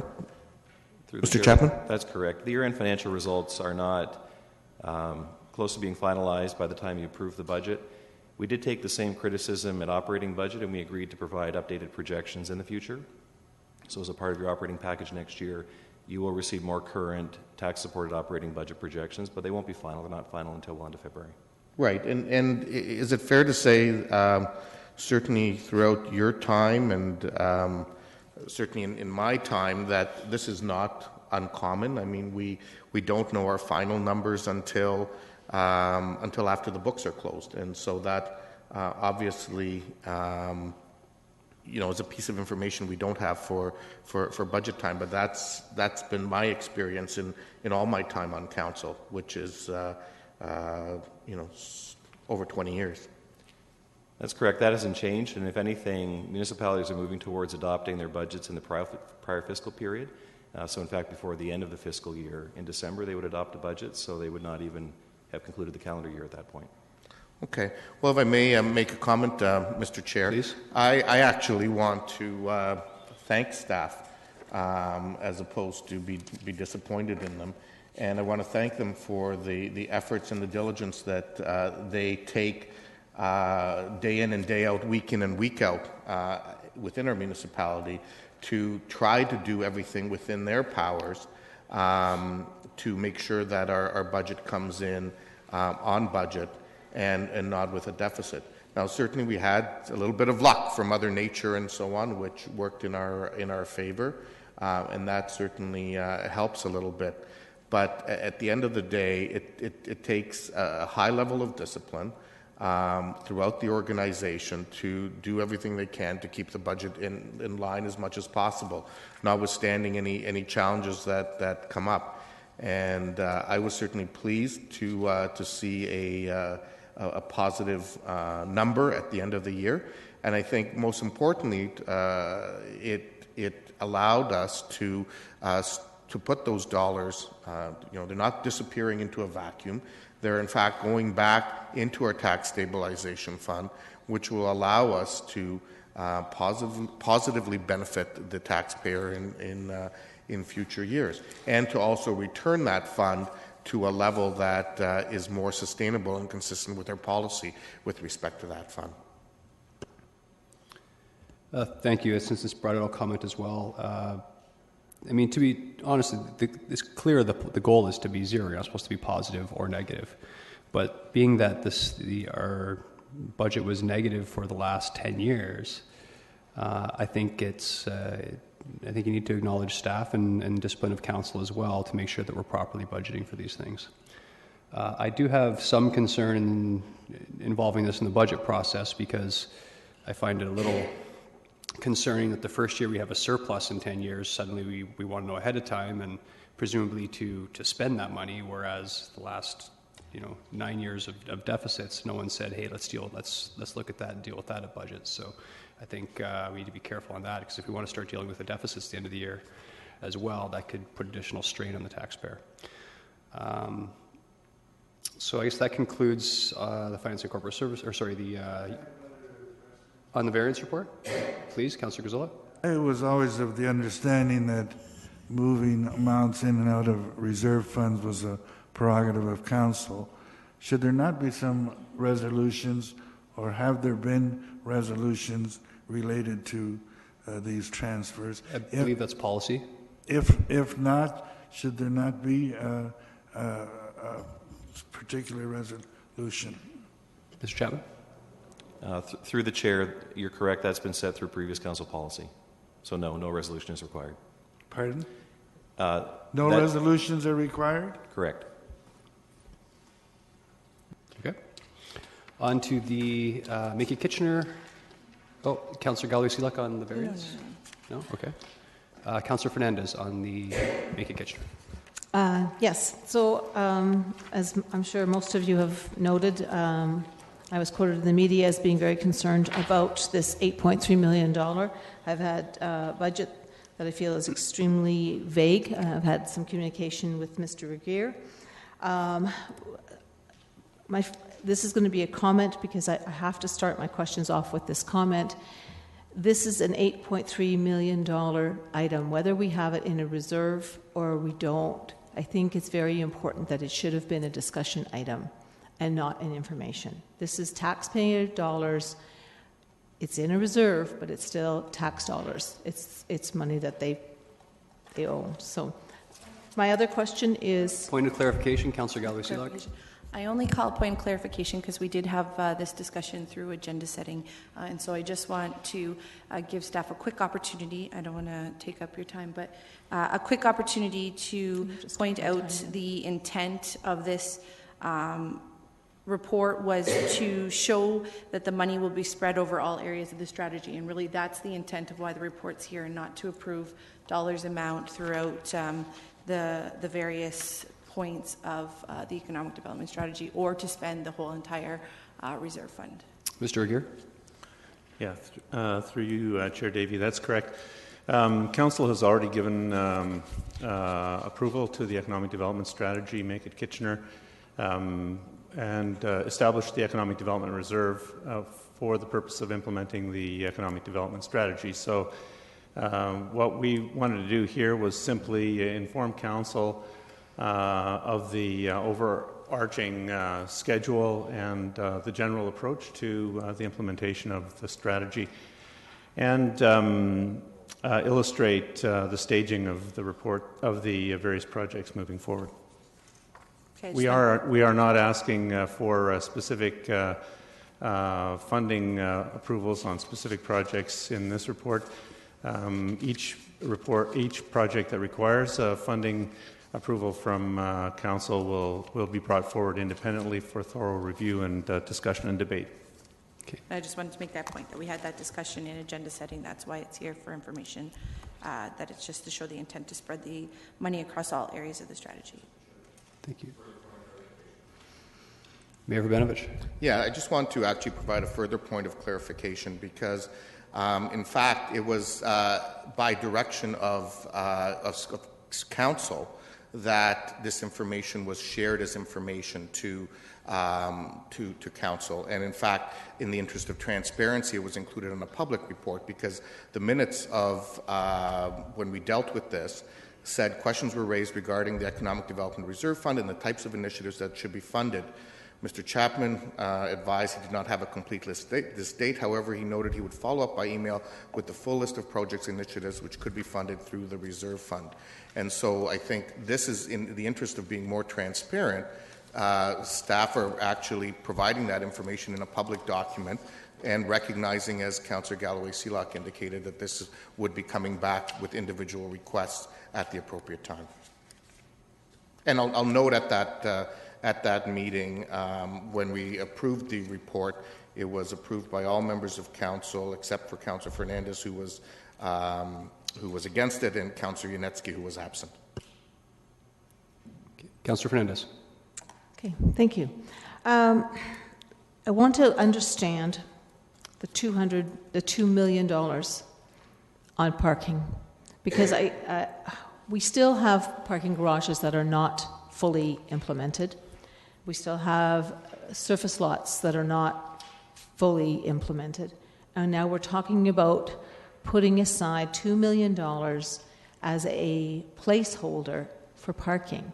All we hear over and over again through the media, through the mayor, through the different sources in the region, we're pushing for high-speed rail, we're pushing for all-way go, we're pushing to support the ION, and now we're talking about $2 million. Why would we not be keeping that out of there and saving it for transit initiatives? Mr. Aguirre. Oh, Mr. Reedman, do you want to? Mr. Reedman. Through the chair, a parking study is underway right now to look at the total amount of parking required in the downtown in the near future, and that report should be finalized in the next couple months. But the strategy has always been to shift from surface parking lots to redevelopment and then looking for structured garages for our parking. So the long-term vision may need another parking garage in part of the city, particularly around the innovation area of the city where we're in short supply on parking. But that's being looked at through the parking strategy that's underway right now. Shouldn't that be something that the region should be looking at as part of the transit hub? Like, shouldn't the onus be on the region if that's what you're talking about? Through the chair, the region does have a component of parking in the design of the transit hub. However, that wouldn't supply all the parking for the needs for that area of the city. Okay. I guess I look at this, but I mean, I don't want to even call it a budget. Numbers that are compiled together for us to review as similar to making a decision about building a house and allowing the house builder to go ahead with all of the plans, and then, we get to tweak it near the end. There's just not enough clarity here for me to feel comfortable on something that I didn't even support back in November to say, yes, go ahead and put in $2.5 million. I feel extremely uncomfortable that we're using this money for initiatives, and my question here is, my understanding is that we don't need to approve anything that is $125,000 in our procurement bylaw. That could actually be dedicated or delegated authority. Is that correct? Through you, Chair Davey, that's correct. So we have a number of projects here that are listed as under $100,000. So we will never see the ability to discuss or challenge that spending. Is that correct? Mr. Chapman? Through the chair, no, I wouldn't agree. That statement is true for purchases that typically are tenders or competitive bids for projects that are within a council-approved budget. If there is a grant to a group, that would have to be approved by council. If there's something being sole sourced to a provider, that would require council approval. So I think the reference to $125,000 is only with respect to routine purchases that are within a budget where we follow the requirements of the purchasing bylaw to obtain competitive bids. So my understanding of your statement then is that any amount of money that's going to be spent on any of these strategies will come back to council for our approval. I'll allow Mr. Regier to comment, but I can say in the case of grants as an example that either you approve those through a budget or you approve them as a specific one-off request. Staff do not have the authority to be handing out grants to organizations outside of specific council approval. Okay, so you're saying grants, but are there other initiatives or are there other projects that could be approved without council's purview or review? Mr. Regier? Well, through the normal budget process, council has given delegated approval to the implementation of our economic development programming, and we proceed with many decisions of a routine nature, a communications nature, of a marketing and business development support services and so on, without going directly to council, because all of that's covered within the budget process. And again, this list of projects here is brought forward because to illustrate how we intend to bring projects to council for consideration over the next little while. Quite frankly, we were concerned that council, we would be bringing forward a fairly ambitious program of investments to council, and rather than having them just popping up on the council agenda, we wanted to give you an overview of how we plan to stage those decisions, so that you weren't surprised as they were brought forward for consideration at committee. Okay, I have 13 seconds left. Is there any other questions? There's quite a few. Okay, then I'll just come back in. Councillor Gazzola? Yeah, I'm just going to make a comment. The first comment is that not all members of council are on the budget, agenda setting committee, so not all members of council know what goes on there. The second point is I don't really ever remember seeing or having a discussion on how amounts were allocated to one category or another. I know we discussed the broad plan from a high level and the things. So all of a sudden now we do have a report here that comes from staff and has amounts allocated under various different subtitles. And with each one, there is a whole litany of what I call a shopping list that say this could fit here, this could fit there. But there's been no real discussion here as to this is what we're going to do. I guarantee you, within a few months, there will be reports coming back saying this is in that report and there's X numbers of dollars there, and let's go ahead. So I don't believe I believe there should have been. I mean, we discuss $1,000, $5,000 items, and here we have an $8 million item that deserved a little bit of discussion, which it got a discussion on the principles of where we're going, where staff and council approve where they want to go with the economic development policy, but there was no discussion as to what funds would be raised and what funds would be dispensed. Okay, we now have 5 more people in the queue. I just want to remind everyone that we have 7 delegations waiting for us at 1:30. So if you want to eat, we're going to have to speed it up. Councillor Marsh. Just a quick comment that building on the analogy that Councillor Fernandez mentioned, that when you're building a house, you don't just pre-approve all the expenses. You have to go item by item. Well, I want to thank staff of economic development for bringing forward these general estimations of approximately how much they're looking at spending in the different categories. I know that we will see the exact amounts coming forward to be discussed in a fulsome way for the future initiatives when they're getting closer to being implemented. We are relying on the experts here. We're not building our own house. We are relying on experts who know how much flooring costs and roofing costs, and these can be quite surprising at times. So when we go ahead and we look at what it costs to really ensure a strong, vibrant economy in the city of Kitchener, some of them may be surprising, but that's why we have expert staff to guide us in that regard. Councillor Schneider?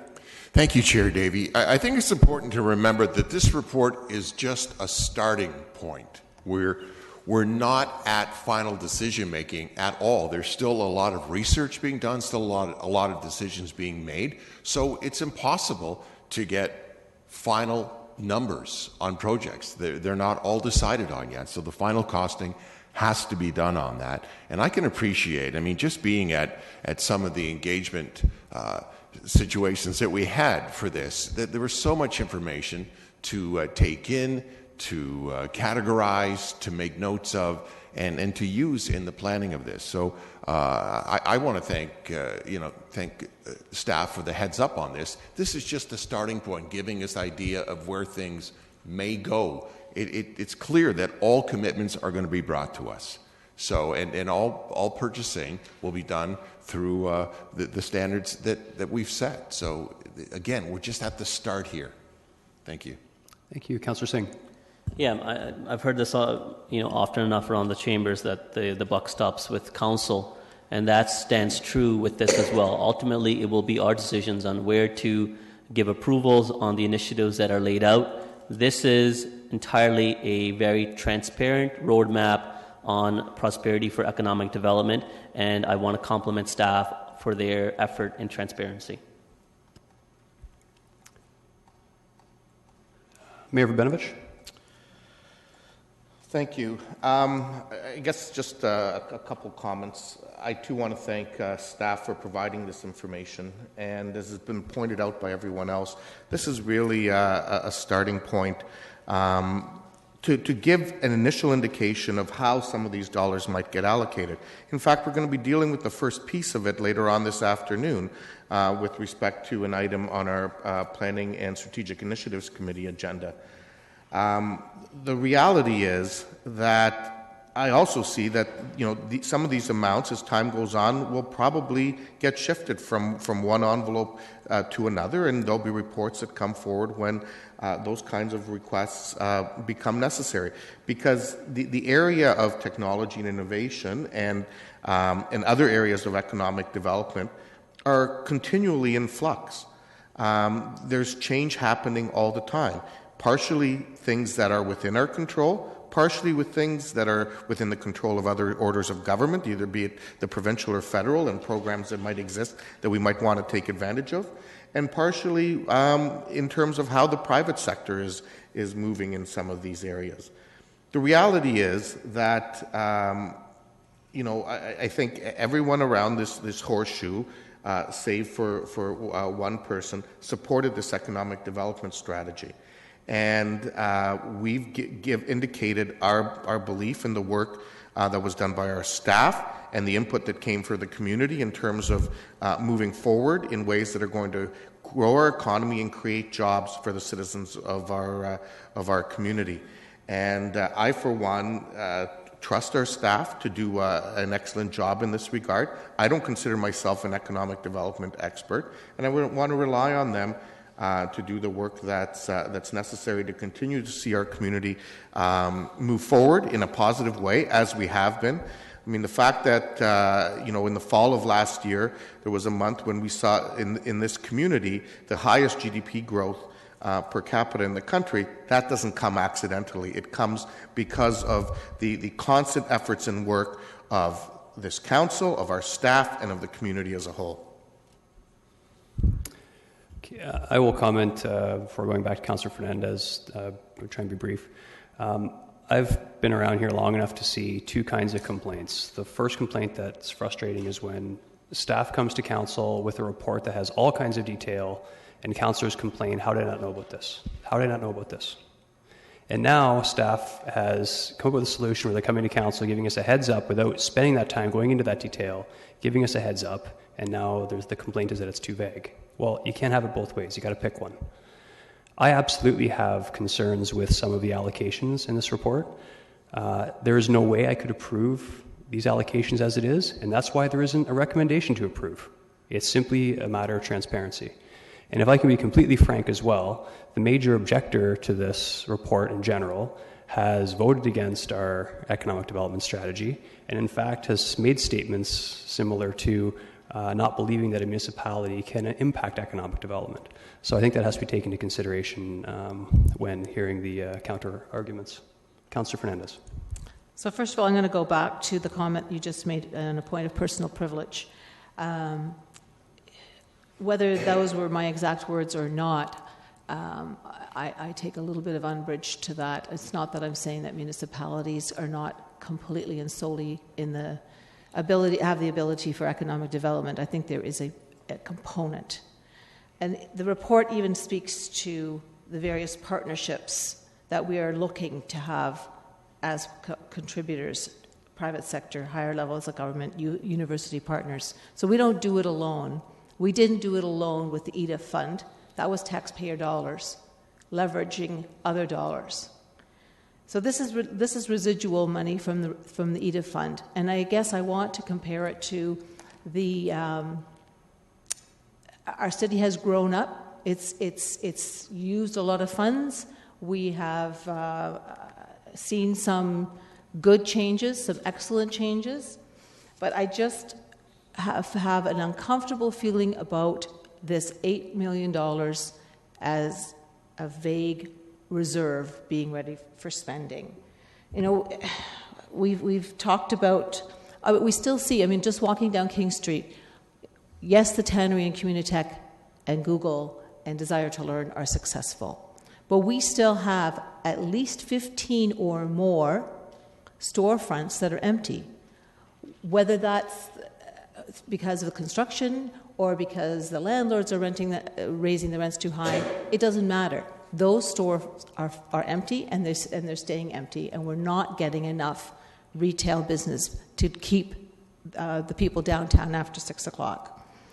So, you know, even if I say, or I have said, or other councillors have said there's too much detail in it, and then other times it's too vague, I think that's our prerogative.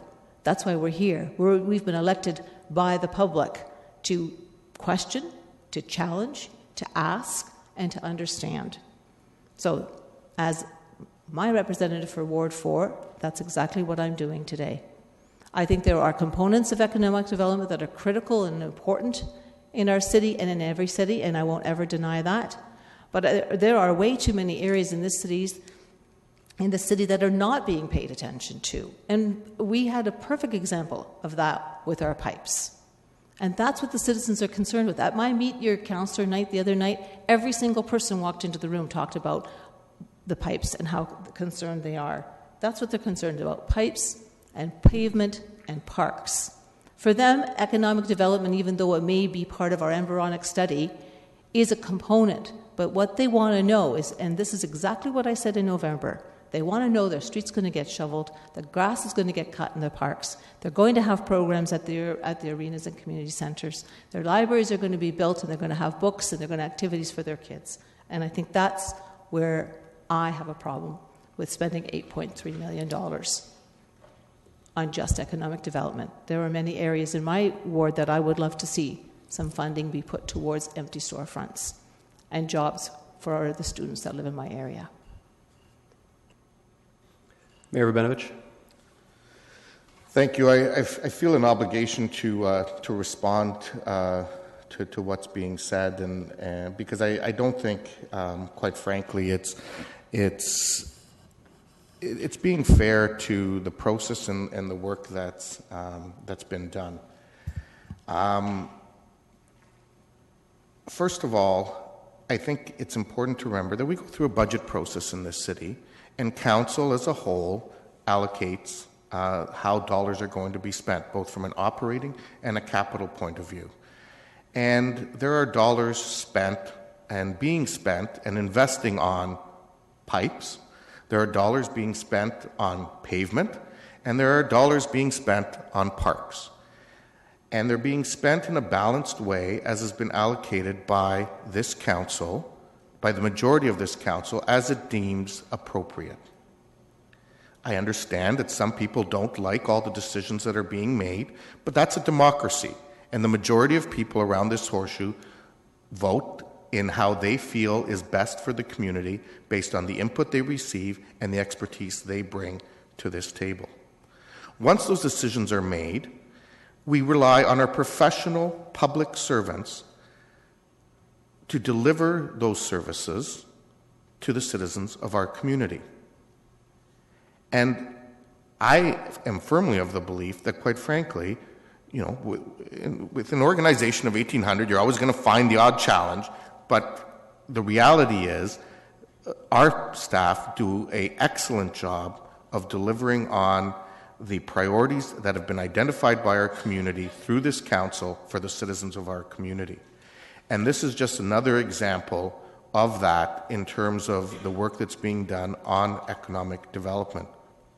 The reality is, when you talk to citizens in this community, and whether you talk to them about provincial issues, federal issues, municipal issues, the reality is that a growing economy and job creation are a priority. I don't see anywhere, as I look at these 6 categories, where it says that this is only for the downtown. The reality is our economic development strategic plan applies to the whole city.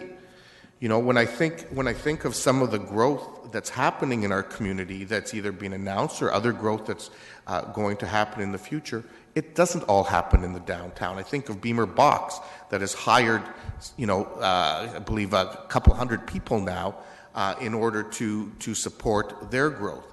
I think of some of the things that are happening in other parts of our city. Yes, we are fortunate that in terms of some of our technology and innovation, it's happening in the downtown, but it also isn't exclusively happening in the downtown. I think of Myovision, that's in the old CAA building on Manitou Drive. I think of ClearPath, which is actually in the Huron Business Park. I mean, there's lots of examples of that. These are growing companies that we want to continue to see be successful going forward. Mr. Chair, nobody here has said they're absolving themselves of the responsibility of how these initiatives should go forward. But I think we do need to rely on the people that we have on our team to do the excellent job that they're doing, that they already have been doing, and that I am confident are going to continue to be doing. And, I think, I believe there's probably a couple other speakers, but at some point I think we need to move on because this is only an information item. Last speaker, Councillor Gallo-Silac. Yeah, and just quickly, I wanted to just reiterate a couple points. We're not approving anything, let alone $8.3 million today. We will get our chance to allot how that will be spent throughout the course of the reserve. A reserve is vague. That is the purpose of a reserve fund. Is it doesn't have detail. It doesn't. You don't have a line by line on exactly how that reserve is going to be used. To me, it's not one or the other. We have the ability and we budget for parks, pipes, and pavement. This is also something we need to budget for because in hearing some of the things Councillor Fernandez has said, some of which really excite me, that she's hearing from the communities that we need to build libraries and build parks. I'm also hearing from the community that people want to have jobs, and what this Economic Development Reserve Fund and strategy moving forward really does is to assist people in finding jobs. And it's not only for the tech sector. We know that if we have a booming tech sector, there's also tons of spin-offs in other job sectors throughout our community. And so I think this strategy does that holistically. But I think first and foremost, people need and want to have jobs available in our community so they can stay, live, work, and play in our community. Councillor Gazzola, you already commented. You've already commented on this item, and it's a for information item. You can have 2 minutes, Councillor Gazzola. 2 minutes. I will take a minute. I will speak nothing about economic development.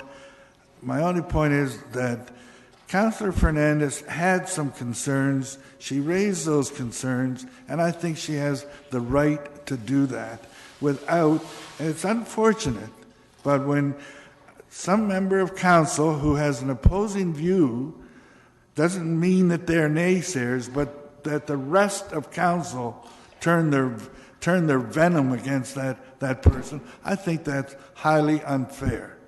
She had some points, she made the points, she had some questions. Do we have to all sit here and attack her? How would you feel in that position if that were you? Okay. We're going into special council. No, it's we've been around this way too many times.